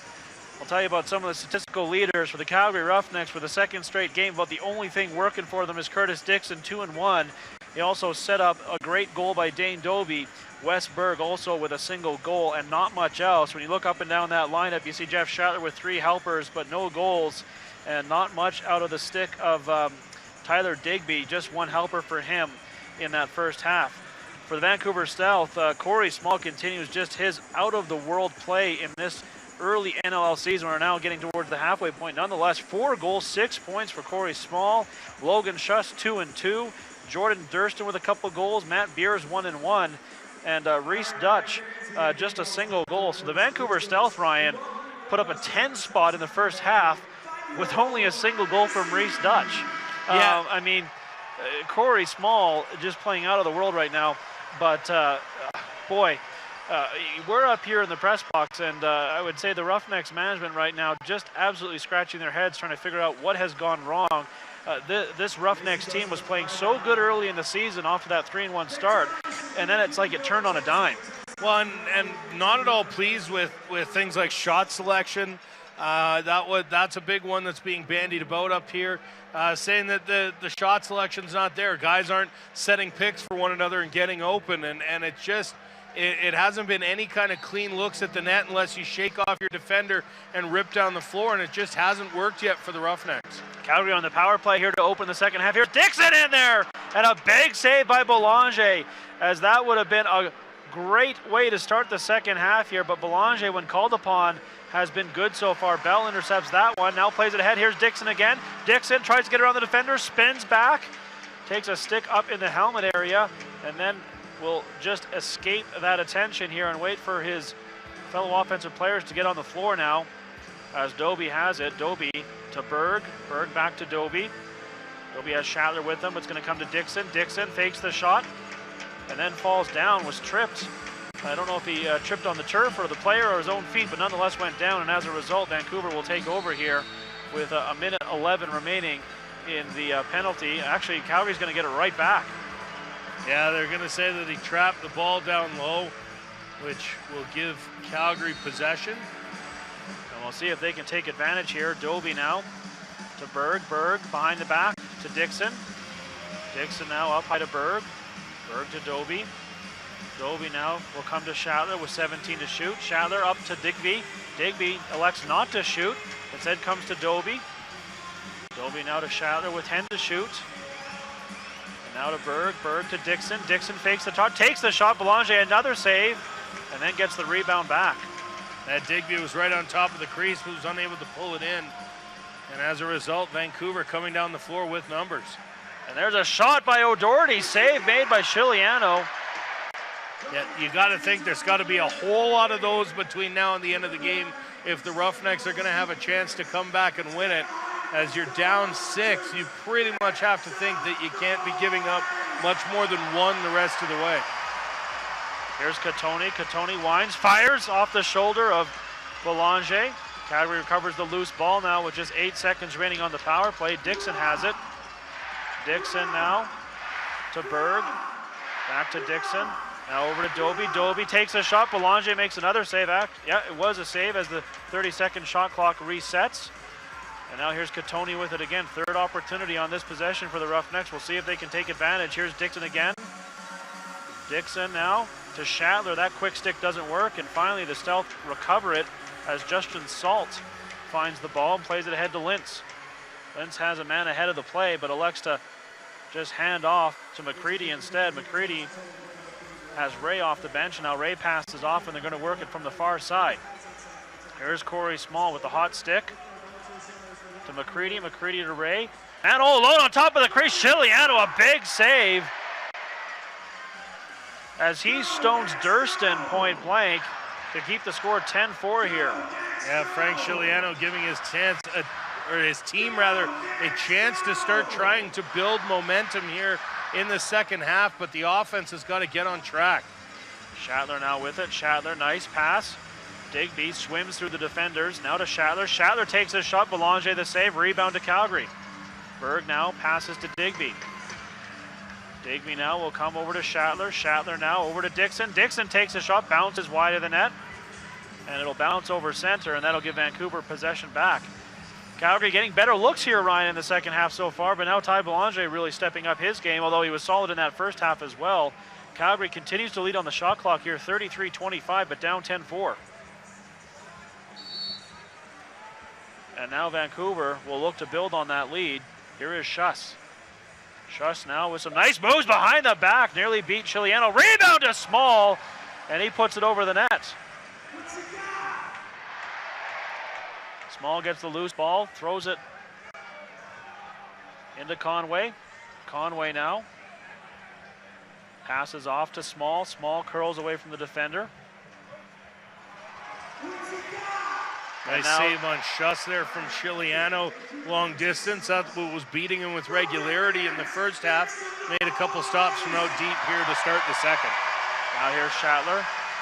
Shatler to Bell. And Bell passes to Dixon. Dixon now behind the back. Throws it away. And now the Stealth come back down the floor looking to take advantage of numbers. Here's McFedridge. McFedridge takes a shot. Chiliano save. Rebound is there. Chiliano another save as he makes two of his best stops of the night here.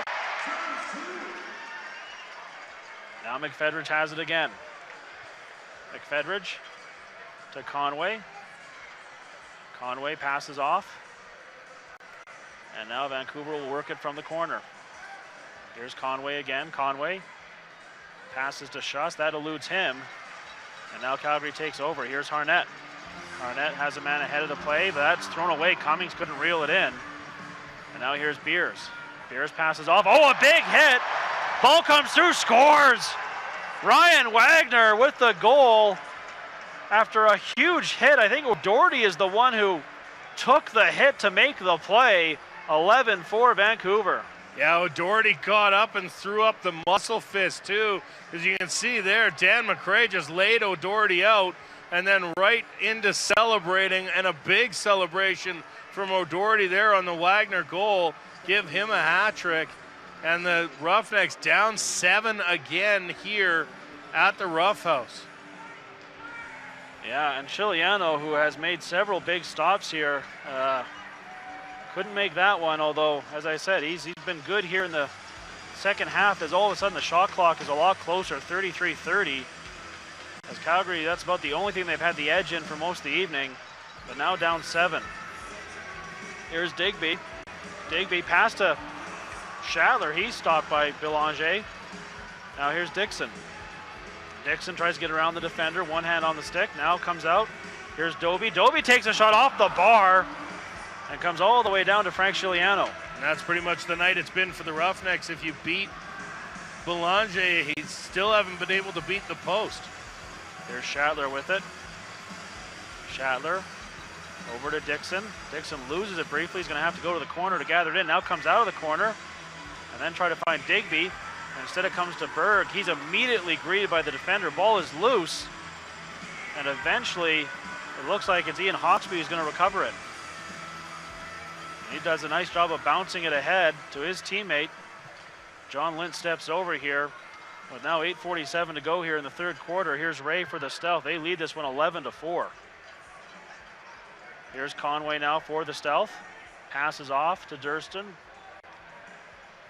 That pass doesn't work. Ball is loose in the slot area. Conway comes over. Small comes over. No one has it. Manning's going to try his luck over near the wall and does gather it in.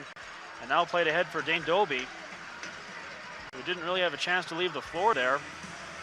And now he gives it to Lowen. By Lowen to Dane Doby. Back to Lowen. Lowen out of the corner. Lowen spins to the net. Can't take the ball with him though, and Vancouver comes away with it. 3-on-1 now, make it a 2-on-0 developing. As in transition, shot on net from McCready, save made by Chiliano. And with 8 minutes to go here in the third quarter, Vancouver leads this one 11-4. You're watching the National Lacrosse League on NLLTV.com.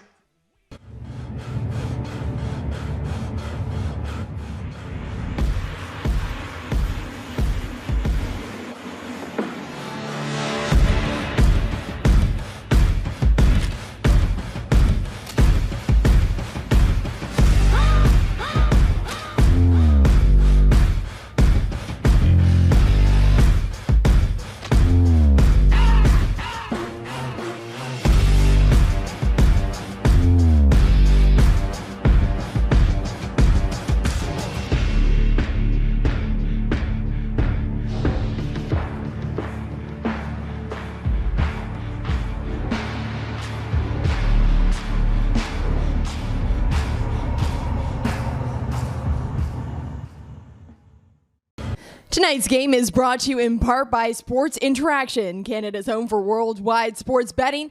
Bet responsibly at sportsinteraction.com. Disclaimer, only residents of Canada may open an account with Sports Interaction. The service is not available to users outside of Canada.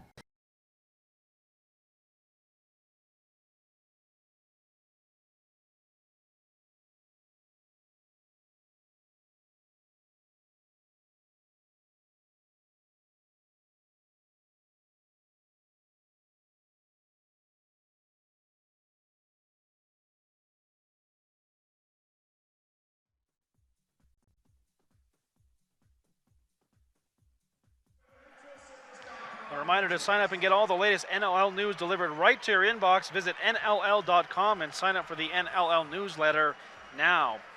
11-4 with 8:01 to go here in Calgary.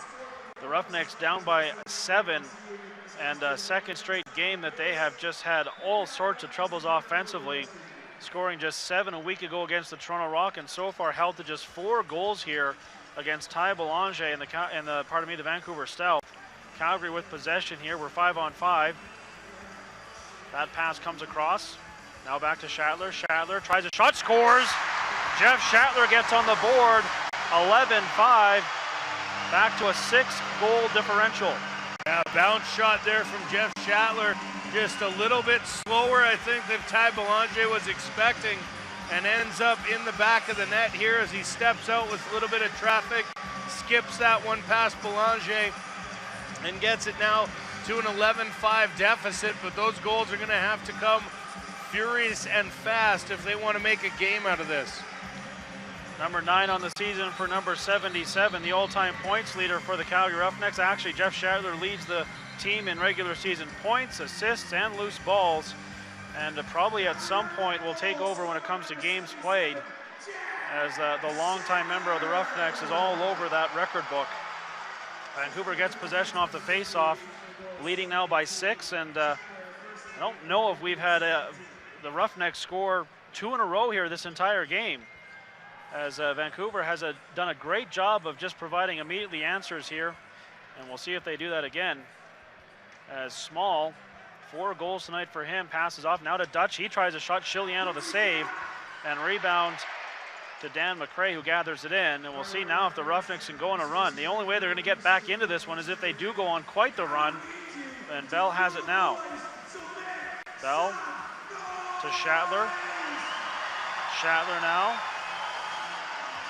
will pass off to Katoni off the bench, and Katoni comes to Digby. Digby to Doby now with 10 to shoot.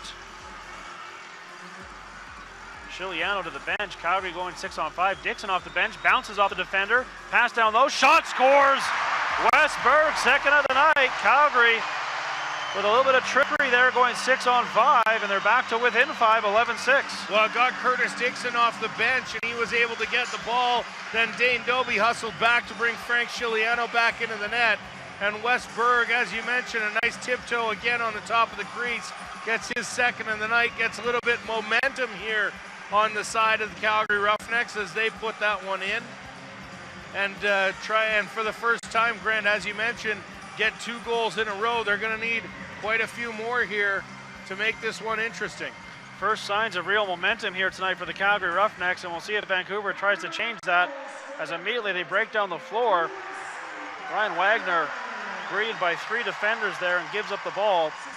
And now Calgary can try and build on that 2-goal run here.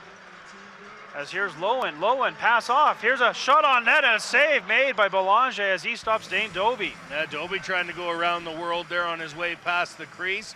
And now the defense will have to get the ball back for the Roughnecks as they look at a stealth offense that's already put home 11 on 32 shots. Just 1 in the second half here so far, as Frank Chiliano has shown some better play here so far in the third quarter. Conway now looking to cut to the net. He's cut off, so he'll pass off to Ray. Ray now to Logan Schuss. Schuss now just bounces it on net. Chiliano forced to make the save and ball to the netting, and that's going to give Vancouver the fresh 30, which they will gladly take. Corey Conway, 2 assists so far in this game as he has made his regular season debut for the Stealth and gets the ball back here. Conway now, bit of a step, passes off to Ray. Ray now trying to cut around the defense, loses the ball briefly, loses it again, and now is in some trouble as Dan McRae is all over him. Ray goes behind the net and out the other side. Schuss can't handle that pass cleanly, and that'll give Calgary the ball back here. Good defense there by the Roughnecks. Actually, they're going to give it to the Stealth. Yeah, loose ball push on Calgary there. So find themselves turning the ball back over, and another fresh 30 for the Stealth. Here's Small. Pardon me, that's Schuss. Schuss to Ray. Ray fakes the shot and around the defender. So Bell comes over to cut him off. Now Dutch has it. Dutch pass to the slot area. Small, stopped by Chiliano. Ball comes towards center, and Calgary's going to get it back here with exactly 5 minutes to go in the quarter. They're down by 5 and need to start closing that gap. Bell passes off to Shatler. Shatler now into the Vancouver end. Now it's Dixon. Dixon now spins off the defender. Now Dixon to Berg. Berg fires wide of the net to Shatler. He can't handle it. And Chiliano forced to come out to play it and throws it immediately down the floor to Shatler. Shatler now to Berg. Pardon me, that's Dixon. Back to Shatler. Tries a shot blocked to the board. Shatler takes it there. Gets some help from a teammate. Tries to get away from the defender. Takes or pass behind the net. Dixon comes out there and spins, fires off the end wall. Bit of a chaotic sequence there, and eventually it comes to the Stealth. And with 4:05 to go here, Salt has it, throws it near the center area to Conway, and Vancouver goes to work offensively, up 5 here, 11-6 now over the Calgary Roughnecks. Shots on goal 38-34, favoring the Roughnecks, favoring the Roughnecks, and shots on goal in this game have really meant very little and not really indicative of the play at all. And here's Manning now in transition, 3-on-1, Manning all the way. Manning has McRae, to McRae, puts the ball over the net, and McCready recovers there for the Stealth. McCready now generating a 2-on-1. Oh, just chopped loose. Great job there by Bell off the bench. Now he runs down the floor as we go back and forth. Bell to the net, cut off, but draws the penalty. Calgary will go 6-on-5 here as the ball is thrown away. Frank Chiliano is going to go back to where he came here, and when we return, Calgary will go to the power play, trailing 11-6. You're watching the NLL on NLLTV.com.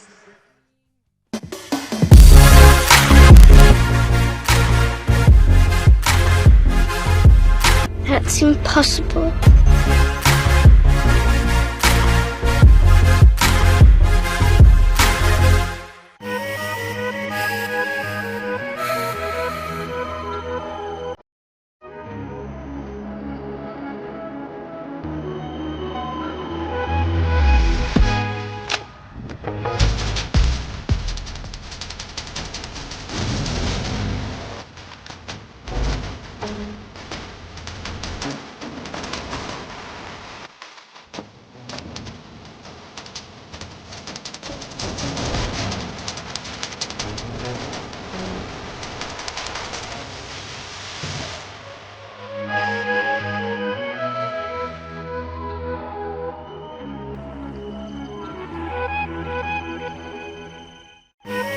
Tonight's game is brought to you in part by Sports Interaction, Canada's home for worldwide sports betting. Bet responsibly at sportsinteraction.com. Disclaimer, only residents of Canada may open an account with Sports Interaction. The service is not available to users outside of Canada.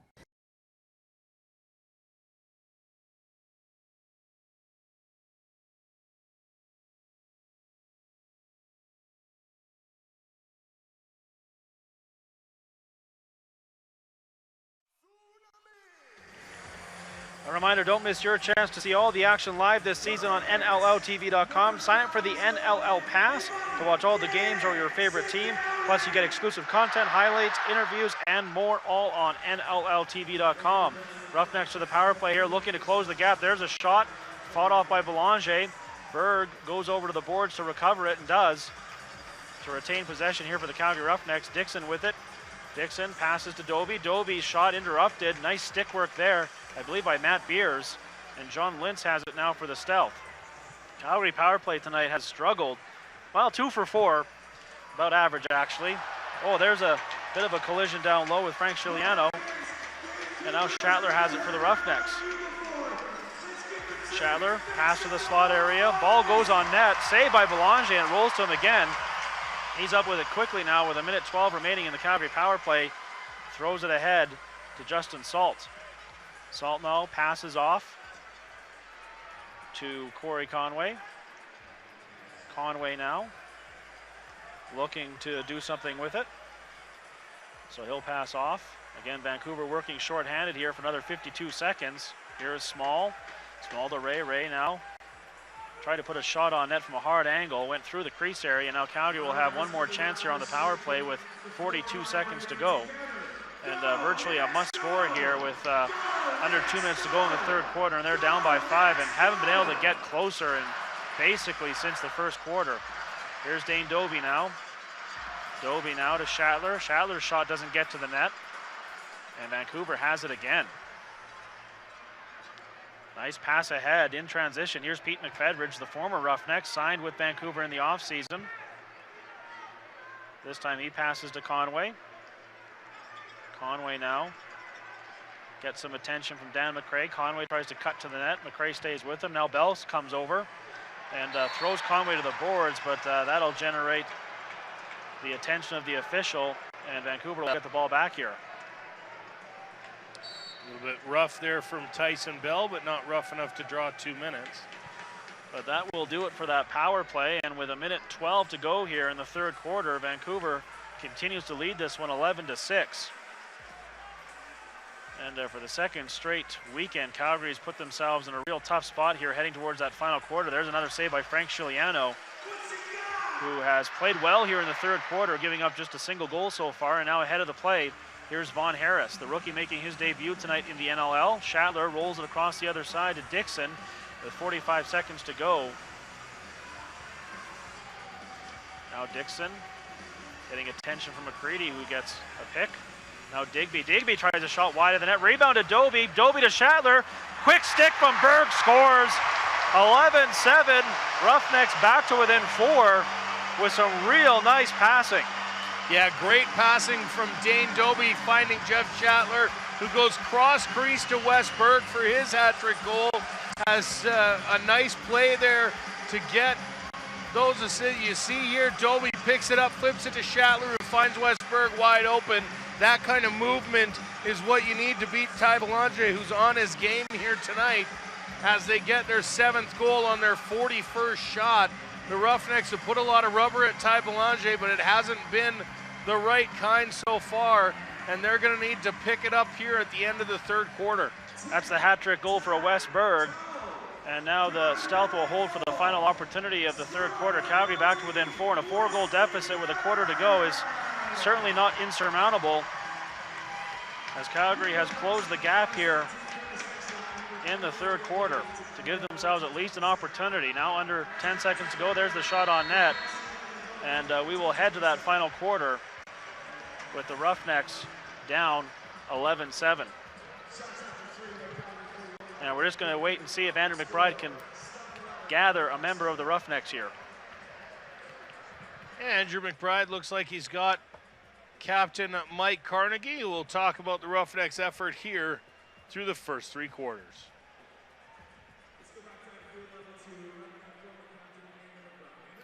Here with Roughnecks captain Mike Carnegie, much more physical defense, 1 goal in the 3rd quarter. What were the adjustments at halftime? Physicality, right? Get them out of the zone. We know they're shooting well tonight. We've got to have more pressure on ball and just be prepared to slide when the ball pick and pops or swings. Momentum's on your side. Your offense is going. What's it going to take here in the 4th quarter to continue to generate the momentum and get the crowd involved? Grind. You just got to grind this one out. Loose balls, 1 shift at a time. Big comeback from the Roughnecks in store. 4 goals in the quarter, 1 against. Big 4th quarter coming up. Make some noise, Roughnecks fans. Thanks, Andrew. With Mike Carnegie, you are watching NLL Live on NLLTV.com.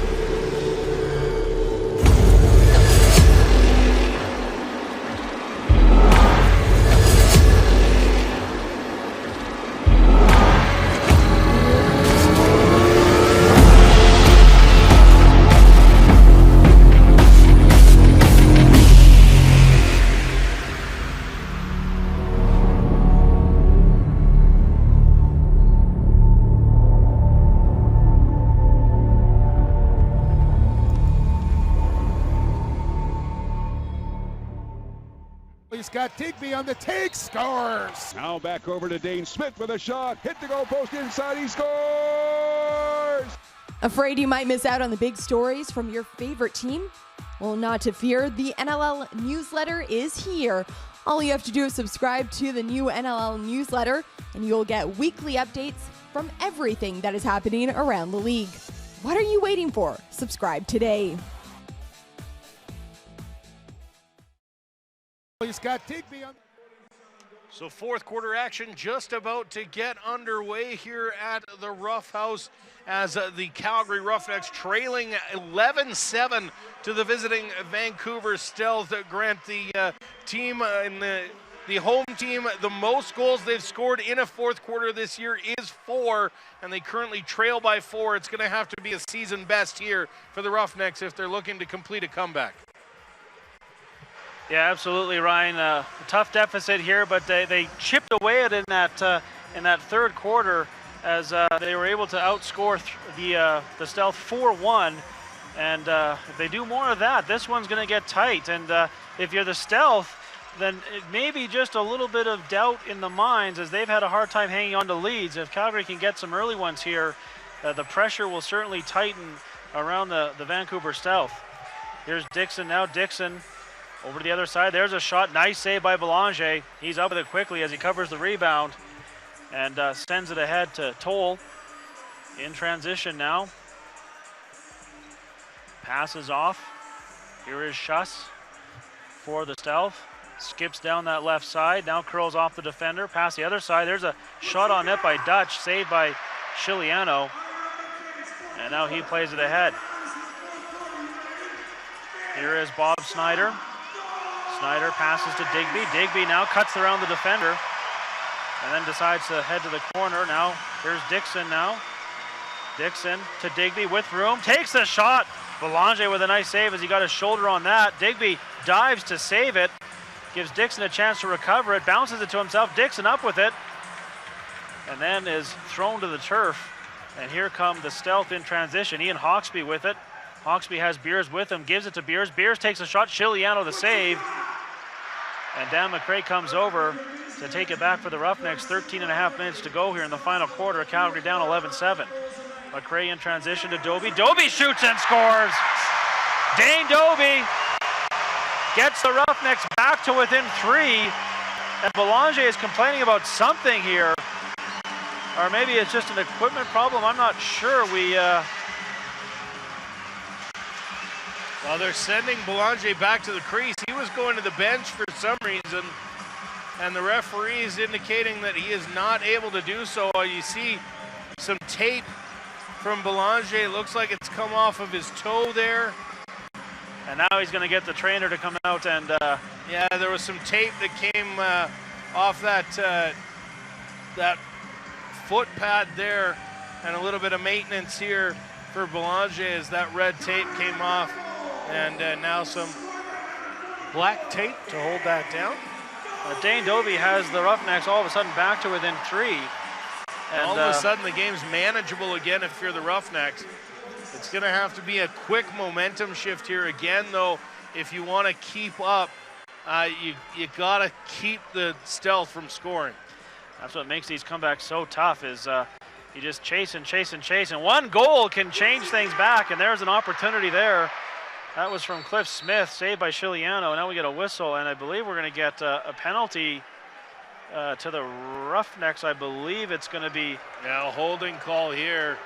Mike Carnegie going off, the captain. And a little bit of discussion from Mike Carnegie there about the call. Vancouver's power play 2 for 2. As the Stealth have had the special teams advantage, 2 power play goals apiece, but Vancouver 2 for 2 on the power play, Calgary 2 for 6.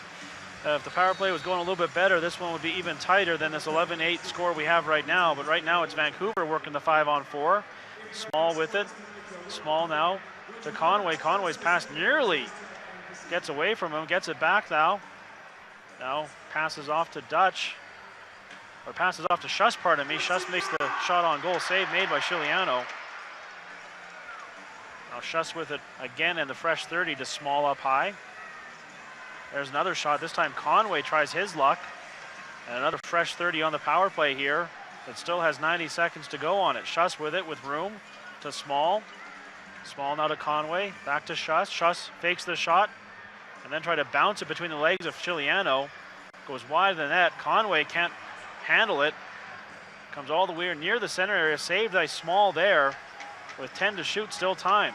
There's a shot on net. Chiliano makes the save. Into the netting though, and Vancouver will retain possession here. They've been down this end of the floor for a full minute at this point. And continuing on the power play for another 60 seconds. Dutch now to Conway to Small. And then that pass is picked off nicely, and here come the Roughnecks shorthanded. Manning has it. Manning now just going to escape some of that attention and give it to Riley Lowen. Working shorthanded. Lowen now just trying to kill clock here. Has Dixon on the near side. Gives it to him. Dixon will send it up high to Wes Berg, who has a hat trick in this one. 30 seconds to go on the power play. Berg cutting the net. Berg in there, and a big save there by Belanger. Berg was in the crease anyways in his bid for a shorty. Yeah, Wes Berg driving towards the net. Belanger standing tall, leaving no room up top for Berg to shoot, and keeping it a 3-goal game. 15 seconds to go here on that power play for Vancouver. 11-8, they have the lead. They led as much as by 7 at one point, I believe, Ryan. I might have my math wrong there, but there's a shot on goal. Scores! Schuss with a big goal there for the Stealth, and all of a sudden it's 12-8 again. Yeah, that one goes 5-hole on Frank Chiliano to restore a 4-goal lead. And you're right, at one point it was an 11-4 game. That goal, a big one for the Vancouver Stealth, as again, that 4-goal lead with just 11:04 on the clock in front of 9,316 fans here tonight. The Calgary Roughnecks looking to mount this comeback just got a little bit tougher. Hat-trick goal for Logan Schuss. Calgary controls the face-off, but again, now down by 4. Here's Jeff Shatler with it. Shatler takes a look at his options and decides Curtis Dixon is the best option. Dixon now pass to Digby. He can't handle it. Gets it back though, and then pass over to the other side. Saved by Belanger as he comes across to take that one away from Jeff Shatler. Yeah, Digby trying to find Shatler with the quick stick opportunity. Shatler getting it a little slow, and as a result, Belanger able to get across and make the save. You have to think that a goal here would pretty much be a bit of a crusher for the Roughnecks. Small passes off. Here's the Schuss now. Kicked out there by Chiliano. Schuss comes back and gets it though, and with it the fresh 30. And Vancouver more than happy to kill as much time down at this end of the floor as they can. Schuss now will work it from that side. Behind the back pass doesn't work, goes to the corner instead. Small has to come up with it there, can't. Dutch now fighting for it. Ball in the slot area. Recovered there by the Roughnecks. And Digby calling for it. Instead, Harnett's going to wait for help off the bench. And finally gives it to Shatler. With now under 10 minutes to go in the final quarter, Roughnecks down 12-8, trying to get the crowd back into this one. It's one thing Vancouver did in this one early is get that lead and take the crowd out of it at times. That shot off the stick into the netting, and with under 10 to go, timeout on the floor with Vancouver leading this one 12-8. You're watching the National Lacrosse League on NLLTV.com.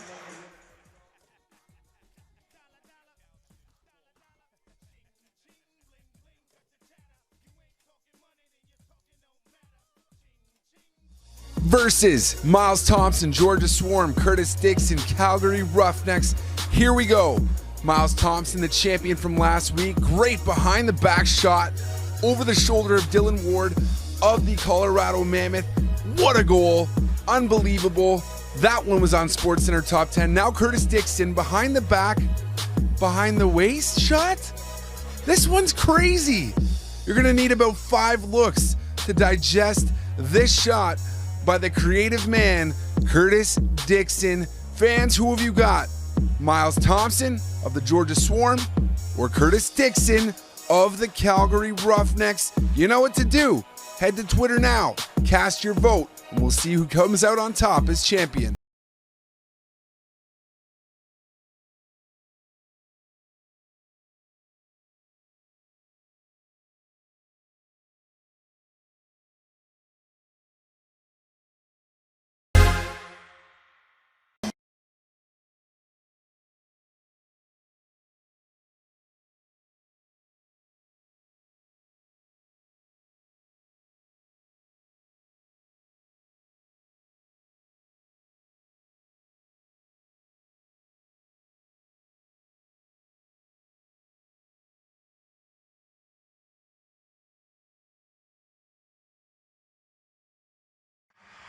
The Calgary Roughnecks down 4 here with under 10 minutes to go in the fourth quarter to the Vancouver Stealth, looking to break their 5-game losing streak. Are the Stealth. The Roughnecks have dropped 2 in a row here on their home floor and in danger of falling to 1-4 overall at the Scotiabank Saddledome. They have the ball here and need to start cashing in. Dixon fakes the shot, takes the shot, scores. Curtis Dixon, 12-9. Roughnecks back to within 3. Curtis Dixon doing what he does best, which is score goals in the fourth quarter and bring his team and put them on his back. Superman here makes a nice individual effort, getting around 2 Stealth players before finding the back of the net behind Belanger on a nice fake there and make it 12-9. The Roughnecks still in this one with 9 minutes to play. Number 25 on the season for Superman and 3rd of the night for him tonight. And now here's a breakaway opportunity. Doby's in there. Doby to the net and a save made by Belanger. I don't know if he even saw it. Hit the post and came out, hit him in the back, and he sat on it. Nice bounce there for Belanger. There's a save by Chiliano on Smith, who maybe would have been better served there to hang and again kill clock. And Chiliano shaken up as we get the replay here. And you're right, Ryan, off the post, off of Belanger, and somehow stays out. That would have been a huge goal for the Roughnecks in terms of just a quick strike after that Dixon goal. And now you can see that Chiliano is on one knee here. Yeah, you saw just a moment ago the ball drop out of the mask. This one getting up under the neck guard of Chiliano when it came in, and the big man slowed for just a moment. Calgary with the ball here, and again, only down 3 here, and lots of time to go. Berg with it. He's got 3 tonight. Berg passes off. Dixon thrown to the turf, still has the ball, loses it now. Nice defense there by Matt Beers, who has been a force all night long for the Stealth. And the ball comes loose and recovered there by Vancouver. Salt with it, steps over center, motioning for help off the bench. Salt in transition, has that help. And now here is Conway. Conway has a man down low, shot, doesn't get to Chiliano as McCready was in the crease, and that'll be Calgary possession. And they push it down the floor. Bob Snyder has it. Snyder will give it to Jeff Shatler. Shatler has help on that left side, including from Riley Lowen. Lowen has it now. Lowen now gives it to Berg. Berg with 7 to shoot. Fakes the shot, takes the shot, misses. Actually, Belanger gets a piece of that one, and Vancouver gets the ball. Hawksby now steps over center with 7:49 to go in the fourth quarter. 12-9, Vancouver with the lead. There is Durston. He's had a strong game. Couple goals for him. And now Small and Schuss. Schuss has it. Schuss now tries a shot. Scores! Gets through Chiliano. 4th of the night for Logan Schuss. 13-9. It's back to a 4-goal lead. Well, exactly the width of a ball here for Logan Schuss as he gets it through Frank Chiliano to restore that 4-goal lead. And as you said earlier, Grant, it's not about it's about the chase and how long you can keep chasing when you're trying to get a comeback, the magnitude that the Roughnecks were looking for. But now down 4 with 7.5 minutes to play, that might have been enough for the Stealth. Face-off contested there, and Toll comes up with it. He immediately passes off to Pete McFedridge, who uses those long legs to run down the floor. Pass off to Salt, takes the shot. Chiliano makes the save, and then Salt is tossed into the end boards. And coming away with the ball is Curtis Manning. Manning in transition. Passes to Shatler. Shatler now has Dixon. This is about the time that Dixon will, as you said, Ryan, put the team on his back. This time it's Doby trying the shot, and Belanger makes the stick save. Yeah, nice stop there from Belanger on the long distance offering from Doby. Breakaway opportunity, ball skips wide of the net. And that's going to give the Roughnecks possession back now with 6:43 to go. The clock's starting to be the enemy here of the Roughnecks. Down by 4. And we're starting to get to the late moments of this game. Here's Berg now to Shatler. Shatler now has Hawksby guarding him. Tries to come to Dixon. Pass hits something on the way. Dixon has to take it off the boards, and then it skips away from him. And now here's Shatler again. Shatler to the net. Tries the shot, and a nice save there by Belanger. Yeah, trying to go low and get the 5-hole on Belanger, who closed the wickets.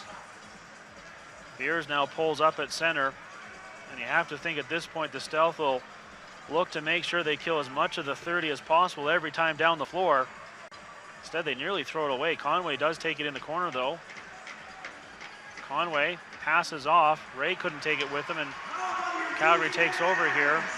With now under 6 minutes to go on the game clock, here's Manning in transition, pulls up, fakes the shot, now decides to pass off. Gives it to the rookie Holden Katoni, who passes to Doby. Doby now will give it to Dixon. Dixon now can't find Digby. And now Pete McFedridge has all sorts of floor and a breakaway. Pete McFedridge one-on-one with Chiliano, takes the shot. Chiliano makes the save. Well, much like his time here in Calgary, Pete McFedridge very quick, but unable to put it home. And on the other side, Belanger, another nice save, but goes out of play, and the Roughnecks will get a fresh 30. 5:12 to go here. 13-9, and Chiliano's going to go to the bench here. I wonder if this isn't Del Bianco time based on the speed of the young 19-year-old. And he's on the bench looking to hop over with quite the balance there by young Christian Del Bianco. There's a shot, save made by Belanger, and here comes Del Bianco sprinting back into the net and gets there well ahead of the play. McCready with it for the Stout, passes off. Now here's Schuss with it. Schuss is going to hang on to it here. And a long pass over to the other side to Conway. Toll's going to stay out there in transition, just out near center to provide some extra D support. And now here's Schuss, takes the shot, Del Bianco the save, rebound to Calgary. And they're going to have to start pushing the action here with now 4 minutes to go here. There's Doby, shot scores, Dane Doby on top of the crease. 13-10, and a little bit of hope here for the Roughnecks. Absolutely, keeping hope alive here in the Rough Houses. 9,000 fans cheer on Dane Doby, scoring again here on one of those tight plays right on top of the crease. Goes 5-hole on Belanger. And you know the Roughnecks will be pushing hard, and Burton will be looking here for the face-off win. So far, so good for Tyler Burton in the dot tonight. And this time he tries to win it from his belly. Can't do it though, as Toll comes up with it. And ahead of the play here, Smith. Smith has help, but probably makes the right decision here to hang on to it. And now passes off to Durston. Durston provides it to Small. And now Small comes over the other way. There's a shot on net by Conway, saved by Del Bianco. Harnett comes over and immediately greeted and muscled into the boards. And now the fight for the ball is on. Everyone coming over there. And we're going to get, well, we'll tell you who has possession when we come back. Our final timeout on the floor. Calgary down 13-10. They're watching the National Lacrosse League on NLLTV.com. And now, Mia, of course, I turn it over to you for your unsung hero, a player who may not have chipped in on the score sheet, but contributed to his team's successes in other ways. So who have you got? Well, we talked about just how dominant the Saskatchewan Rush has been as of late, and we can talk about what's been happening up front with Mark Matthews and Robert Church all we want. But my unsung hero this week is someone who's been helping them out from the faceoffs, and that is Jeremy Thompson. In order for them to be able to get the goals and get going, they need to be in control of the ball, right? And that is why Jeremy is my unsung hero this week. Tyson, let's just take a look at some of these numbers. He won 18 out of 29 of the faceoffs that he took. That is 62% of faceoffs won, meaning that the Rush were in control of the ball for the majority of the game thanks to Jeremy. He also had an assist in the win. So that is why Jeremy Thompson is my unsung hero this week. Jeremy Thompson, one of the bigger names in the game of lacrosse and bigger names in the NLL. Always got a smile on his face, a big part of the Saskatchewan Rush, and a great guy to talk to.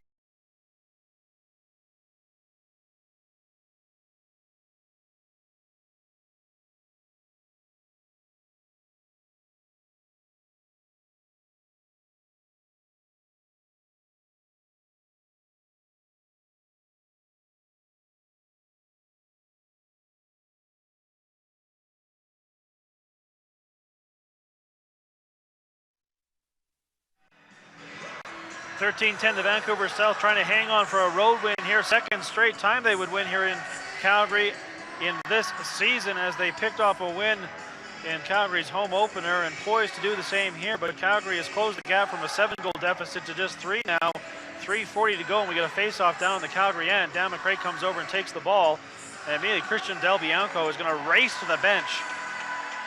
And Manning has it for the Roughnecks. They're going to work at 6-on-5. Doby, hat trick and 7 points for number 44 as he's got his offensive game going here in the second half. Provides it to Berg. Berg now sealed off from the net.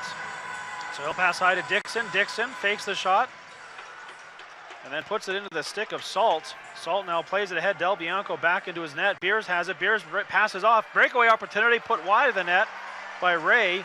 Beers tries to climb the ladder to recover. It does. And now Del Bianco is going to come out and get involved with Beers. And as a result, turns the ball over. Great job there. You want to make 9,000 friends as a goalie, step out and crush somebody behind the net. And now we get a whistle on the play, and I think we're going to have a penalty here. Well, it looks like coincidental minors. They're pointing at a couple players and telling them to go to the box. It's a bell for Calgary. And I think it's Beers for the Stealth. Yeah, maybe some rough stuff behind the play there. Matt Beers has had a good night for the Vancouver Stealth. Really involved out there. Yeah, he's been all over the floor and doing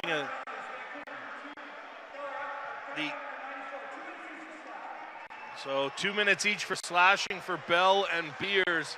That may hurt the Roughnecks more than the Stealth at this point. Bell very fast down the floor as a transition player on defense for the Roughnecks, although with 2.5 minutes to go, I think the Roughnecks have got to play mostly offense the rest of the way if they want to have a chance to close this one out. Calgary will have possession here. Beers and Bell continuing to discuss matters in the penalty box. I don't think Tyson Bell's near afraid of anybody. No, definitely not. And he never was. From game one, he just came in and just established himself as an everyday player in this league.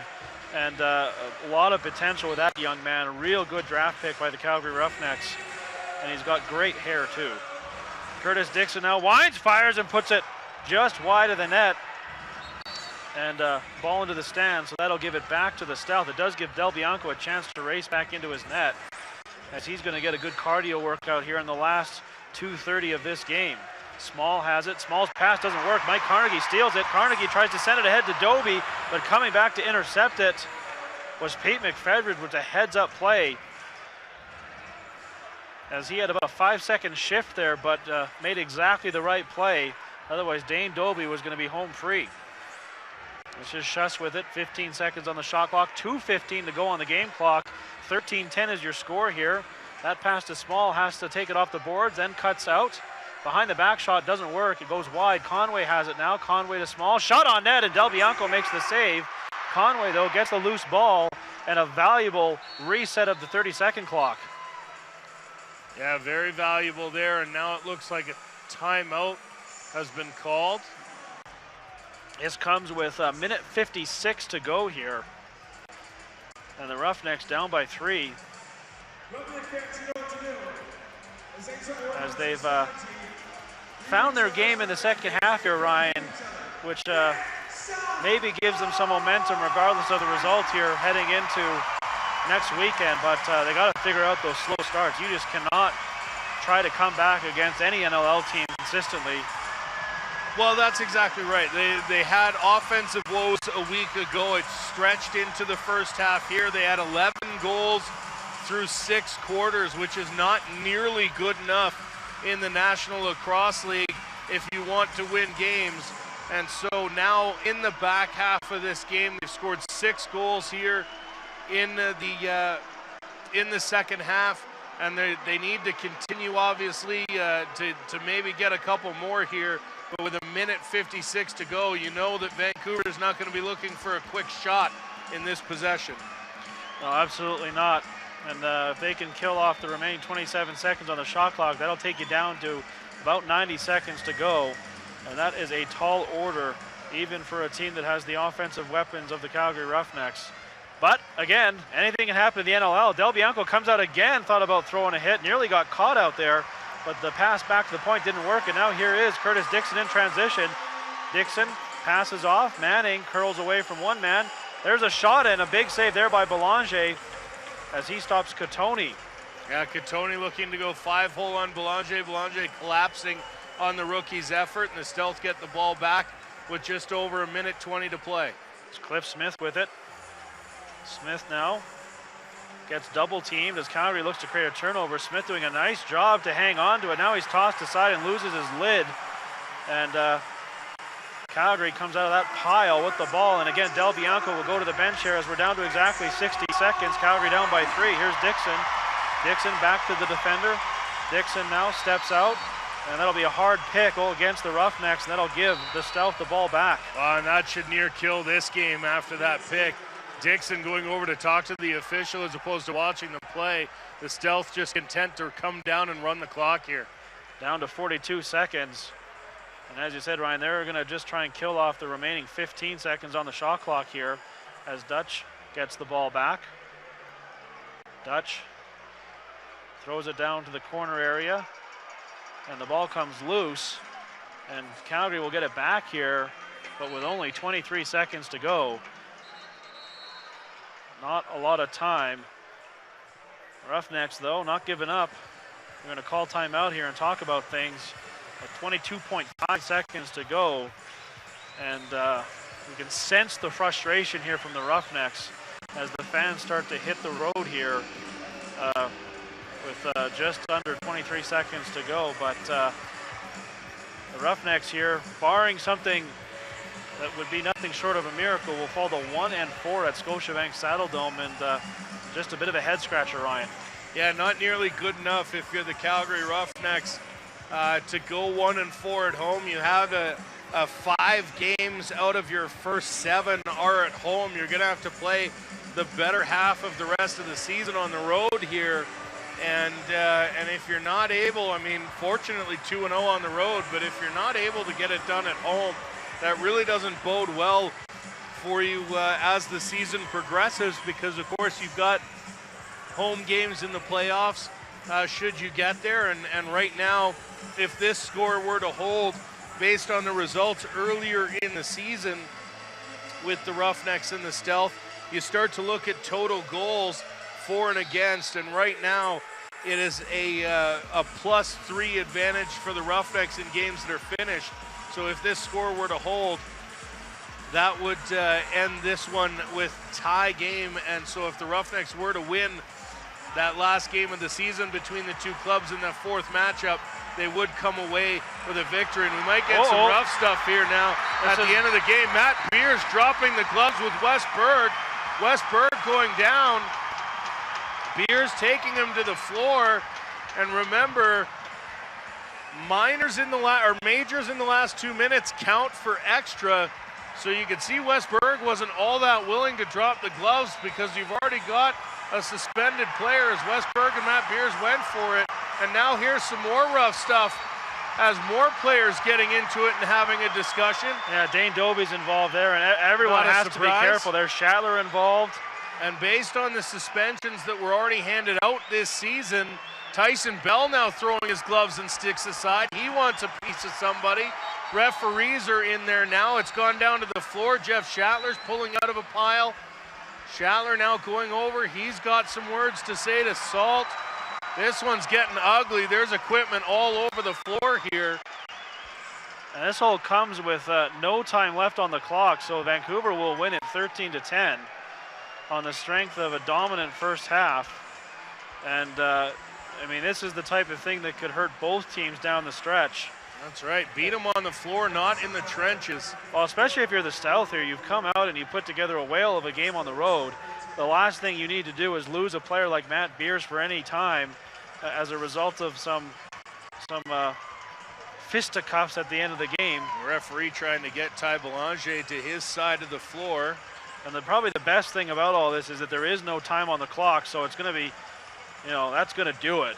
Cooler heads will prevail. And we'll see if there's any penalties as a result of that. I would have to think there are. And as you said, Ryan, the key will be if there's anything major coming out of that, or if they'll just hand out a bunch of rough-in stuff.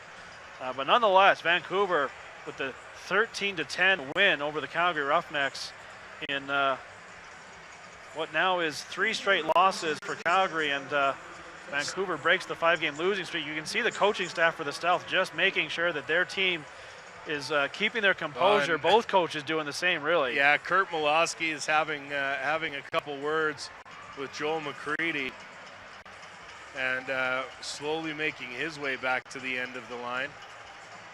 And in the handshake lineup there, still some rough stuff happening. Yeah, this isn't pretty. There's no place for this at this point. Well, it's just there's nothing that can come out of it that's going to help either team. No, and you're not doing anything here. You're not sending any kind of message. You don't see this team again for another 6 weeks. There's no point to what's going on right now, and there's no place for it. There's no need to be in that situation, and best to just separate the teams now and head through. You see a couple, Mike Carnegie there getting getting through, getting handshakes, bit of a hug with Pete McFetrich there. But again, still right at that center line, players are yelling back and forth, coaches are yelling back and forth. This one's ending ugly, folks. Yeah, it's part of it is one of the players really hot out there is Chad Cummings. He was one of the guys involved in the handshake, the final little discussion there, and even now over on the bench still jawing at members of the Stealth. Tough to know exactly what sparked all this, as the game was fairly composed for most of the game, and then at the very end there, it was really Matt Beers who got involved with Wes Berg. They collided.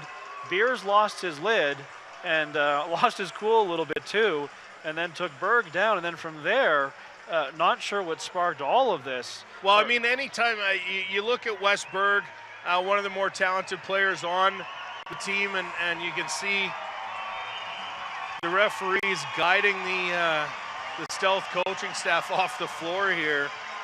Yeah, both coaches a little hot, and Kurt Malosky, who is about as intense a guy as you'll find, and not happy right now. A fair piece of fire in that man.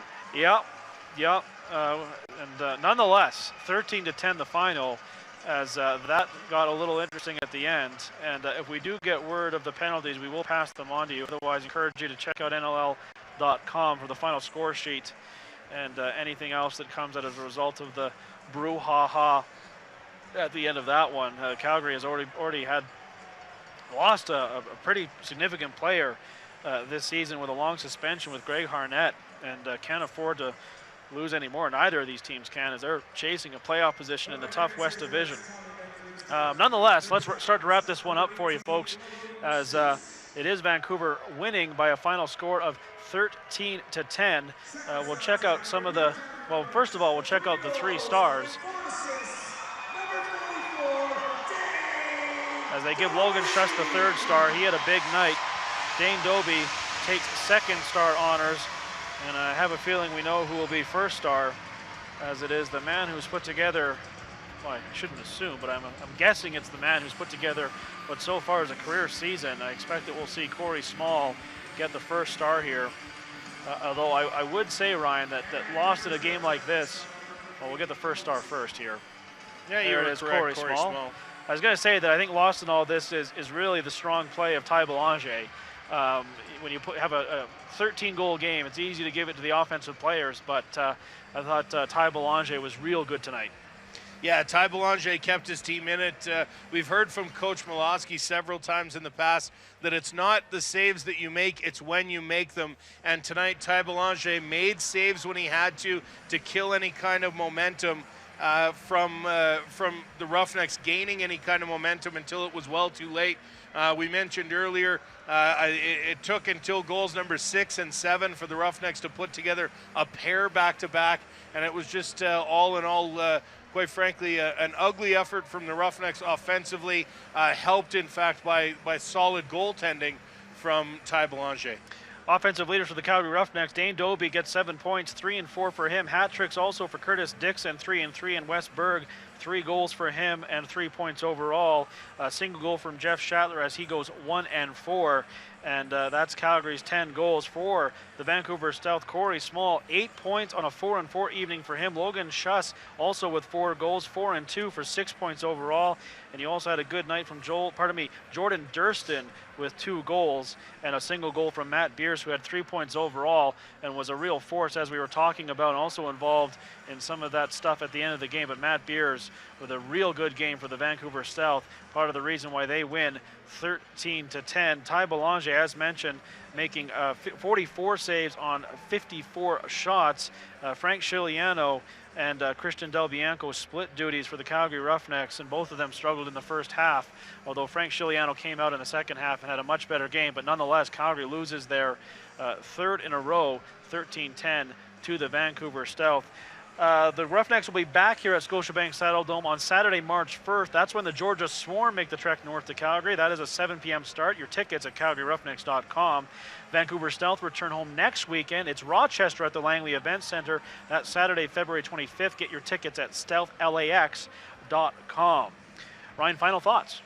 Well, a tough loss tonight for the Calgary Roughnecks, but even tougher knowing that you're going in against the two-time defending champion Saskatchewan Rush next week in the Pantaloons Nation out there in Saskatoon. Going to be tough to beat that team who were victorious tonight over the Colorado Mammoth to win their 5th straight after an 0-2 start to their season. So that one going to be a very exciting game. That rivalry, a hot one as experienced in the preseason. Some of what we saw tonight, similar to what we saw at the end of the game there.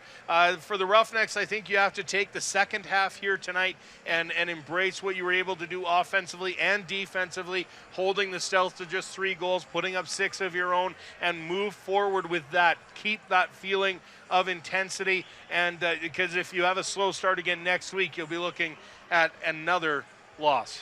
We should note, we promised we'd get this update too, and we can tell you now that at the end of the game, Matt Beers takes the fighting major, and Wes Berg also given a fighting major. So far, those are the only penalties posted on the score sheet, and we'll see what more comes out of that. But for now, that's what we know. Fighting majors for both Berg and for Matt Beers. Once again, your final score, 13-10 for Ryan Ballantyne. My name is Grant Farhall.